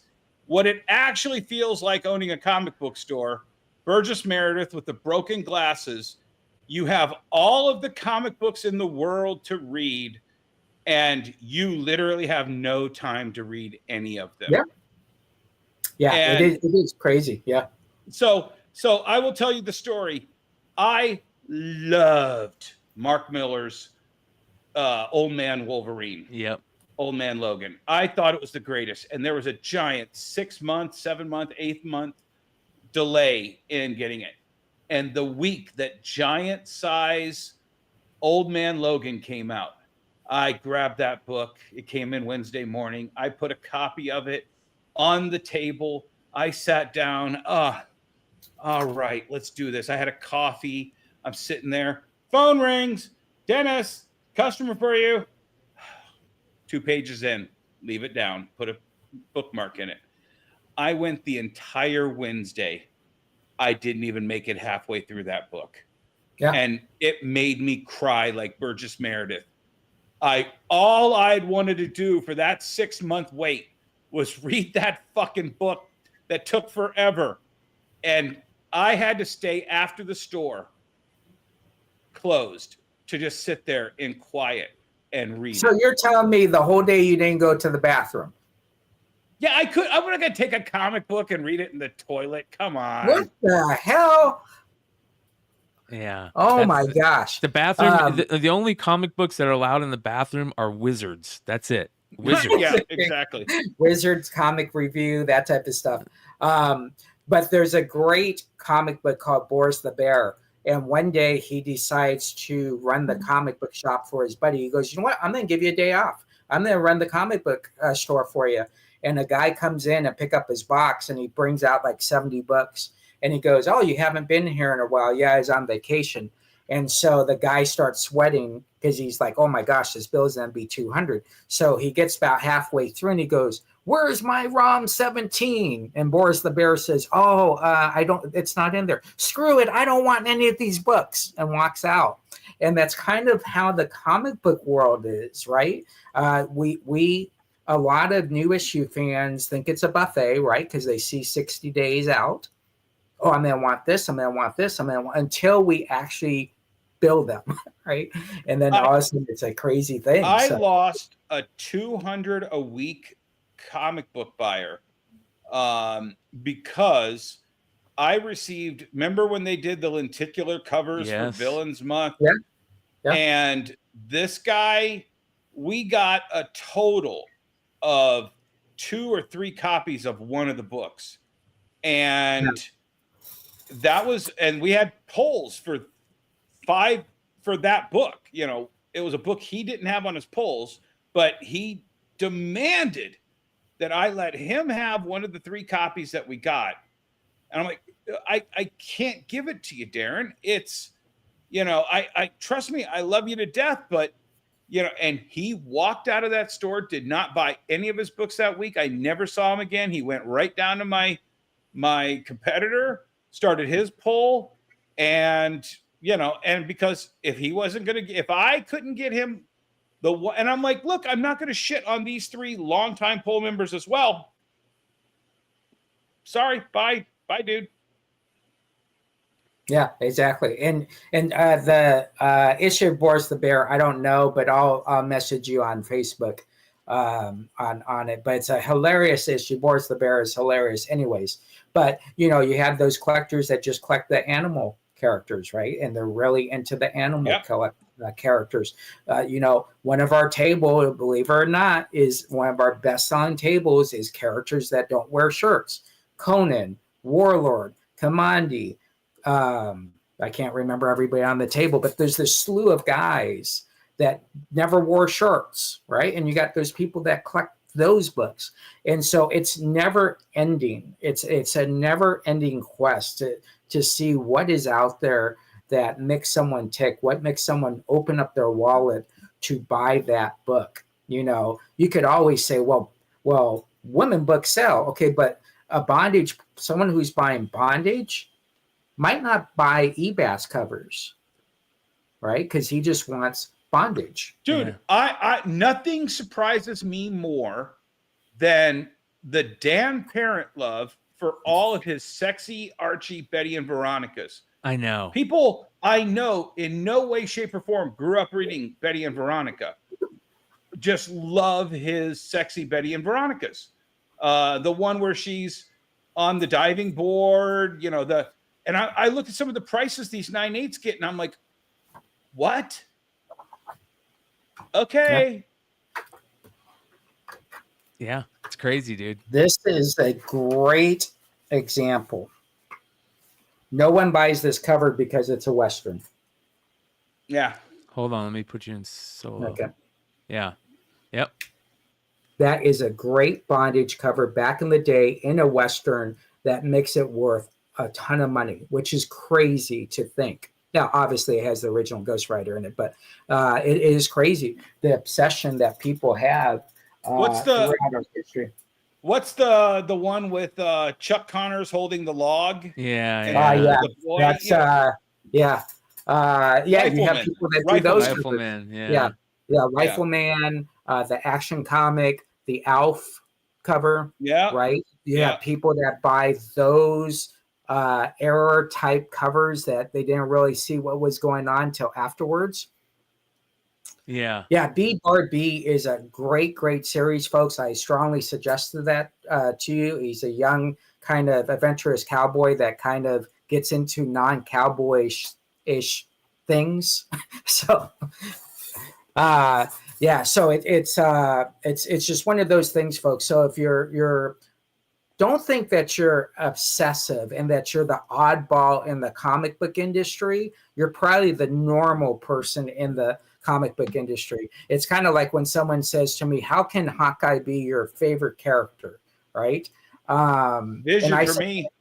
Yeah, Vision for you. And I say, well, who's your favorite character? Captain America. How can Captain America be your, so enjoy this and find out what the max level you can go to, because trust me, you can get even farther than what you think you got now. And that's what makes it fun. That makes it unique. I always love the guy or gal when I go by their collection that shows me a Richie Rich and they got 60 boxes. And the only thing they do is they open, oh, look, I got this Richie Rich book. And I'm thinking, okay, that's going in the dollar bin. Oh my gosh, and then make a whole bunch of money off this book, right? Not realizing that their backstory, this collection started with this book. Yeah. Those 60 boxes don't exist without this Richie Rich book. Yeah. Right. Yep, that's the truth. I was actually just at my grandmother's funeral, and my kids and I were in the parking lot, and I told them, where's it at? Oh, right there. My first book, this Batman with the Riddler on it. And I got to point across the parking lot at the grocery store. I was like, that's where I bought my first comic book, the one that's sitting right back there. Yep. Yeah. Yeah, and so it becomes a absolute location. nothing book. Yeah, means the world to me. It drives Shannon crazy because every time I go back to Vegas, I always go and take a picture in front of the comic book store I started at in 1982, and it is a Latino dentist office. And but as a kid, when I worked in this store, I thought the store was 8,000 square feet. So my goal when I went back was to reopen there. And when I first went back and realized it was only about 500 square feet, right? Yeah. And as a kid growing up in this store, that was my world, right? Realizing that it was bigger than the actual size it was, I think that was an amazing time for me. Yeah. I do want to show something though. Go ahead. No, go ahead, Brian. No, I was just going to key off that and move on, but go. What do you got? Okay. I just want to show something real fast. So, folks, if you collect exclusives, here is the very first exclusive of all time. This is a Little Orphan Annie book. It's from 1939. It's from Pop Weeks. And they brought out this book, and it's for Pop Wheat. Brian said it was a cereal company. Yep. Yeah. And it's from 1939. And it's just an awesome book. Great smell test. I mean, this book is actually in excellent shape. I actually bought this in a dollar bin this past Sunday. So very cool. Now, I will say that they also came out with Dick Tracy, Terry, and the Pirates, and the last one was Smiling Jack. So if you ever see these, they actually now, I should digress a little. They also come in the small, I don't know what they call those smaller comics, Dennis. Do you know what they call those? Promos. Yeah. It also comes in a promo. Yep. Those were like the Buster Brown shoe promos. Yeah. So that was my awesome pull from this weekend. I always love it when you buy it from the smart seller, right, at the booth. When he sees you, he knows who you are, so he starts talking about, oh, I think I'm going to buy an Action #1, but I think I bought an X-Men #1 9.6 last week, and they're just talking. You're just going through the box, and you're ignoring them, and blah, blah, blah, blah, blah. Oh, I got expensive stuff on the back wall. You know, a lot of customers, they just buy my dollar books and blah, blah, blah, blah, blah. And then I pull this out. And Shannon comes over and I go, hey, did you know this is the very first exclusive from 1939? And the guy just stops. And he's like, you mother effer. He didn't say that to me, but I know he was thinking that. That's nuts. What makes a comic a exclusive? So a comic that is an exclusive is something that you invest in that has your brand on it. So it doesn't have to be a comic book store, and that's the misleading thing, I think, when people try to figure out what's the first exclusive. I think Brian started off with what did you start off with? It's a Campbell Soup promo. Yeah. Yep. It was Captain America and the Campbell Soup Kids. Yeah. So, yeah. There you go. And so companies invested a lot in it. In the 60s and 70s, it was Buster Brown, which was the big comic book exclusive person, and then Big Boys. Now, Big Boys is a little bit different because Big Boys, they created their own story within the Big Boy and book. There's a ton so I don't know of if that's I don't know if that's like an exclusive, but Buster Brown's would be exclusive, and so very, very cool. It's a cool way to collect. It's part of history. It's part of culture. And I think if you really go back into the days and see how comics were sold, it's a great history to learn. Yeah. It's very interesting, and we love talking about it. So great show today, gents. But the thing is, and let's just put it all back around. Right. All of these proclivities, all of these little obsessions make up this industry. You know, it's kind of like that phrase, you can go from England to France on every little stone, you know, hop on these stones. There is no industry without the people who collect variants, people who collect exclusives, people who collect ass shots, people who collect, good girl, bad girl. It makes the entire industry. And once again, back to what we were talking about last week. It's why you buy all 5,000 of a collection and not just cherry pick out the 181. Yep. There's something for everybody in every box. Right. And what's amazing about that, Dennis, when you say that, as I start to think of my 43 years of buying, it really dawned on me the last about 6 months as I'm buying collections that people are stunned, right? When you say, okay, great, but how much do you want for all of it? They don't know how to react because the other 5 people has said, okay, I want these 10 books, I want those 30 books, and I want those 100 books. And then when you come back and you say, no, I'm going to take it all for 2 reasons. Number 1, I don't want to leave you with Drek. Yep. And if you have Drek, you're not going to get anything for your Drek. And number 2, it does me no good to cherry pick you. Right. Well, and the worst than that, Jesse, is when they bring the collection to you and you're flipping through and you're like, amazing 297, missing, yeah. 233 or, whatever, wherever Bagley picks up or Larson picks up. Yeah. And you're like, did somebody go through these boxes? And they're like, yeah. I go, well, they took the $100 book. They took the $500 to $1,000 book. Judging from the condition that your 297 is in, you probably have $1,000 copy of Amazing 300 that got taken out. And they're like, well, the other dealer only gave me $100 for all of the keys. Well, unfortunately, I'm still going to buy these at this, but I would have given you a lot more than $100 if the keys hadn't gotten stripped out of here. Yeah. Oh, yeah, exactly. And that's called dummying up the mark. And I'm telling them they just got fucked by the person. And they what's sold funny is exactly, and it's the seller that says no one has looked through it that makes it worse. When you go through their new mints and they're only missing a 98. Yeah. Oh, I was off. I took a vacation that week. That book came out, right? So they didn't save it for you. That type of deal. Just to clarify what an exclusive is. So exclusive is you have a brand, and it could be any brand in the world, that wants to put their logo on a comic book. So what you do is you go to that company and you say, how much would it cost to put my logo on 500 issues of that book? Either the same cover or a cover that you're creating. That is called a exclusive. A variant just means it's a variant of the title. So no one owns that other than Marvel. There's no other brands involved. So that's the difference between a variant and an exclusive.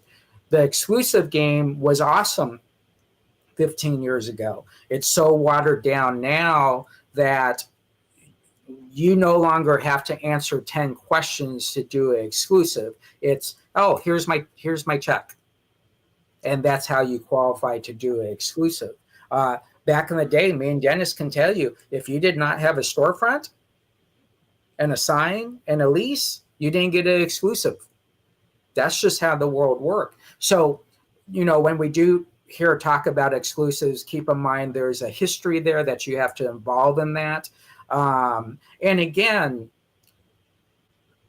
we look at people that don't have success with their exclusives. They'll make 1,000 copies and sell 10. To Marvel, they don't care. They sold 1,000 copies. Right. They're putting it in their numbers. That's all that matters to them. So you have to bang your monkeys out there, folks, and you got to bang those monkeys at those publishers and say, hey, I want you to sell these exclusives to some quality stores. Here's my store. Yeah. 99 Newsstand asks, is it fair to say that it's essentially a sponsored book? Yeah. No.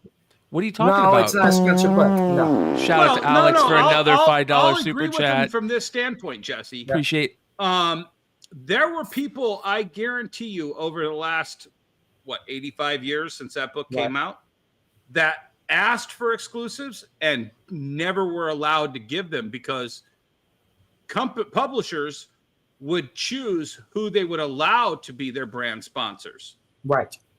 And, so sponsorship and exclusive is a different deal. So if I sponsor the Buccaneers, right, and I go out and sponsor them, I say, and then give out these hats, right? Like these hats were given out at the Bucs game, whatever. Right. That's a sponsorship, right? When you're going in and buying an exclusive, your job is getting to a sell product. that exclusive. Yeah, you have nothing to do with, I'm going to be at Marvel's convention. I'm going to be at their booth slinging this book out for free. I'm a sponsor. So that's the difference between the two. Yeah, you're making money off of it. Yeah. Well, so, but then there's also the exclusives where, do you remember when NASCAR had Marvel do a comic book and it was like the tool people for NASCAR? Maybe it was Craftsman. The Pit. And Marvel handed that out at New York Comic Con for NASCAR or whoever it was. Yeah, that's real a quick, different story. I want to shout out Ken Bass, who says, "Fun show, guys. Have a good night, everyone," with the $4.99 super chat. And of course, Alex again with another $5 super chat. He says, "How many exclusives you guys do now for your store today?" And I know that's probably Jesse too. Yeah. So, yep. 0. The thing is with exclusives, you'd want to do it. And speaking of that, did we show John Tyler's exclusive? Not yet. We'll get to that. Okay. Yeah. Because for a person like me to put my brand out there, I want to do something nobody else is doing. Mm-hmm. I want, when people take a look at that, and if you look at my John Tyler Christopher Star Wars variants, that's something that no one else was able to do, and I got to do. Because of my relationship with Marvel, my relationship with John Tyler, and I was allowed to do that. Many people wanted to, nobody else was allowed to. So when you do a variant, you want it to scream your brand as well as the brand it's associated with. And since I sold a lot of Star Wars action figures, I wanted to do action figure variants. I wanted it to look like the early bird kit. And so it was a synergy between my brand, Marvel, Star Wars, John Tyler. Unneeded gifts, goods, and books says, "Very interesting. This is my first time watching. I will tune in again. Thank you so much." Yeah. Save the seller, or not save the seller. Can you save the seller in here, or save the? What do you mean? Whatever. Yeah. I don't know what you mean. Subscribe to the page. Subscribe. Yeah. Subscribe. Yeah. Yeah. Dennis, this is the book that you were talking about. Ladies and gentlemen, if you're going to NYCC this year, go to John Tyler Christopher's booth first. Trust me, this is the best foil variant, foil cover for a comic book I've seen in 5 years. This is John Tyler Christopher's NYCC 2024 exclusive. It's Daredevil with the sound waves emanating from him in etched foil, and it is amazing, and it's super limited. So this is going to be like one of the biggest books of the con, if not the biggest. So when I went to go see JTC in July, and I got to have, we popped in, my son and I got to have lunch with him. I kid you not, he was so geeked about this. He was like, I don't want to do another just this or just that. This is what I've been dreaming of doing. And he was describing it. And I was like, oh, okay. Yeah. When I saw this, I'm like, holy shit. This is a game changer. See, Doc Joe says foil eye roll. This isn't normal foil, Doc. This is utilizing etched foil. It's something that nobody else is doing. It's got like an embossed feel to it. It looks. It's not a normal foil. If you're gonna do foil, you got to do it outside the box. You got to do something different that pops, and this pops. This is amazing, and it's super limited, which probably I would say. I don't know what super limited means maybe to 1,000. him. Yeah, but because maybe. The thing is they're willing to do very short print runs for these sorts of things because the cost is so high. So he's probably paying more to get less. Yeah. But I don't know that. you know, it might be 3,000, but I doubt it. I Yeah. honestly think it's probably closer to Yeah. 1,000 if I had to guess. It's freaking awesome. That's all I know. So So I congrats to have him. an example of a sponsored exclusive here. So if you could pin in here, and it's then you might not be able to see it this close, but this book right here, that is a Just James Comics exclusive. You can't see it that much, but it's a Just James Comics exclusive. But Dave and Buster's is the sponsor of the book. So Bob's Burger is playing in a Dave and Buster's. Dave and Buster's bought the book, sponsored the book, and my job was to sell it for them. That's a sponsored book. So just FYI. And then they also did a Rick and Morty Dave and Buster's, but it was my book that they sponsored. So that's the difference between the two. So good shit. Yeah. So I guess my final question is, how many, Brian, and I don't know, Dennis, if you're looking at this at all, how many exclusives for New York Comic Con do you think we're going to hit, just on your range of what you've been looking at? 500 probably. 500. Okay. That's what I would think. Or more, but probably 500. Right. And I think that's what people are talking about, is this overwhelming amount of exclusives, maybe. Frederico just put it in the shows. chat. According to Cover Price, there's 481 exclusives and counting for NYCC so far. Yeah, and that's approved. Okay. So San Diego Comic-Con, New York Comic-Con, you have to have your covers approved by New York Comic-Con to put on the New York Comic-Con logo. Right. All right. So that might be 481 approved. That's not the other 100. Actually, Jesse, I would argue, I doubt all 481 of those are NYCC approved. Those are probably ones that are being promoted to be at NYCC. If I had to guess, there's probably less than 100 to 200 maximum that are actual NYCC endorsed approved, and the rest are just going to be at the booth. Yeah, and that's why I was saying, at the Artist Alley, 100 of them are probably, didn't even tell them. Right, exactly. But they popped up on Cover Price's radar, so he put it on the list. Yeah, exactly. Yeah, so 481 reasons not to buy any. And you know what? That is some people, right? Some people, I tell this great story. I'm in New York Comic Con, and Diamond has 3,000 copies left of Walking Dead 110, I believe was the con exclusive out of the 6,000 they made. So I bought all 3,000 copies. Why? Because no one was buying them. Even the dealers, they would go to their table, no one would buy them. So as I'm walking, my friend comes up and says, "Did you just buy out all the Walking Dead exclusives?" I go, "Yeah, no one wanted them." And he goes, "Well, can I buy 10 from you?" And I opened the box, and when I gave it to him, someone else said, "Can I buy one?" And the next thing you know is the stock market, right? I'll take 5, I'll take 10. That was the year I got kicked out. Security came up to me and said, "Where's your booth?" I said, "I don't have a booth." "You're out of here," right? So I got kicked out the rest of the time. So even exclusive might not do well at a con until the hype is actually done. So keep that in mind. But listen, we know there's people out there who don't like exclusives and they don't like variants, and that's awesome. You should have that right to know what you want to buy and what you don't buy. But Dennis is right. Without exclusives, without variants, that does bring in more income into the comic book world, and it does also give cover artists, colorists, and inkers more work as well. Yeah. And like I said, it's all the industry. Yeah. Every single one of those people makes up our industry. That's why we talk about all these different facets to our industry every week, 35 episodes long. We got plenty to talk about for the next 35 and beyond. Yeah. Amen.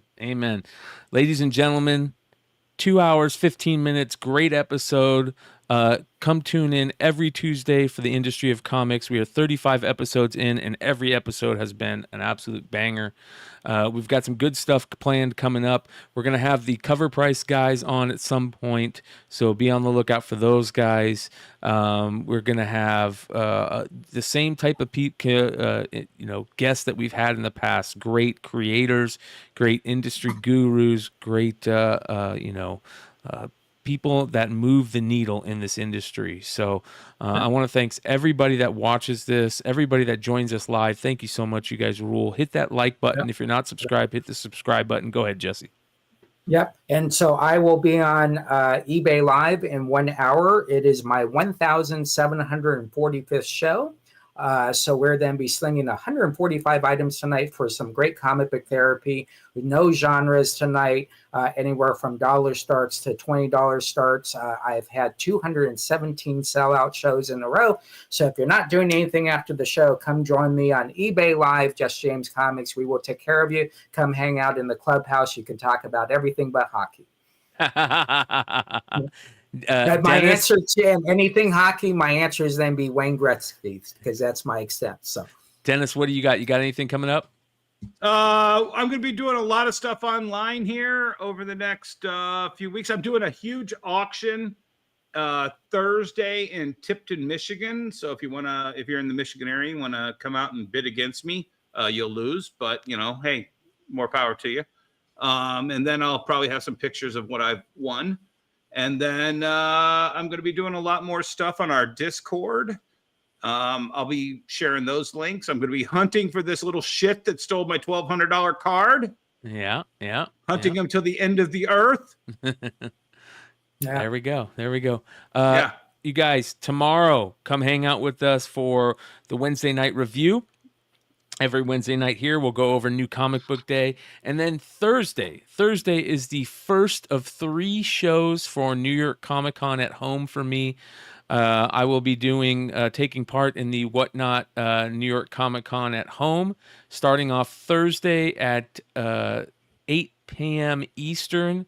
We are going to have the Whatnot comic packs for New York Comic Con, which you get one of 5 books in each, and they are fire. No, I can't remember what it is, but there's 5 new variants that include one of the hottest books, in my opinion, the best book so far of the year, the Doom one-shot that has a gorgeous Sanford Green foil variant. So those will be available, all 3 episodes. We have our first episode at Thursday at 8 p.m. Eastern, our second episode Saturday at 3 p.m. Pacific time, or 3 p.m. Eastern, and then our final episode Sunday at 5 p.m. Eastern. So 3 shows. They're available on my Whatnot. Go bookmark them right now. Link is below. And if you've never used Whatnot, there's also a link in my link tree to get $15 off your first order doing so. And soon you're going to find all 3 of us on eBay Live. 2 of us. All 3 of us on eBay Live or Comic Book Shopping Network. Through eBay Live. So me and Dennis are lucky enough to be joining the rest of the guys at Comic Book Shopping Network through eBay Live. So you guys go check those out. And I'm putting the entire infrastructure together to do that and do it like I feel when you commit to something like this, you better bring your A game. And like Doc Joe and Jesse and I talk about, if you have the inventory, you have the inventory. And that's why you don't necessarily blow it all out when, you want to buy the 5,000 books so you have inventory. Yep. Amen. So good shit, you guys. We'll see you guys next time. Make sure to send out your thoughts and prayers to everybody that's been affected by the hurricane. And shout out to our boy Ronnie, who is fighting the big C right now. We love you, brother. We're out. Adios.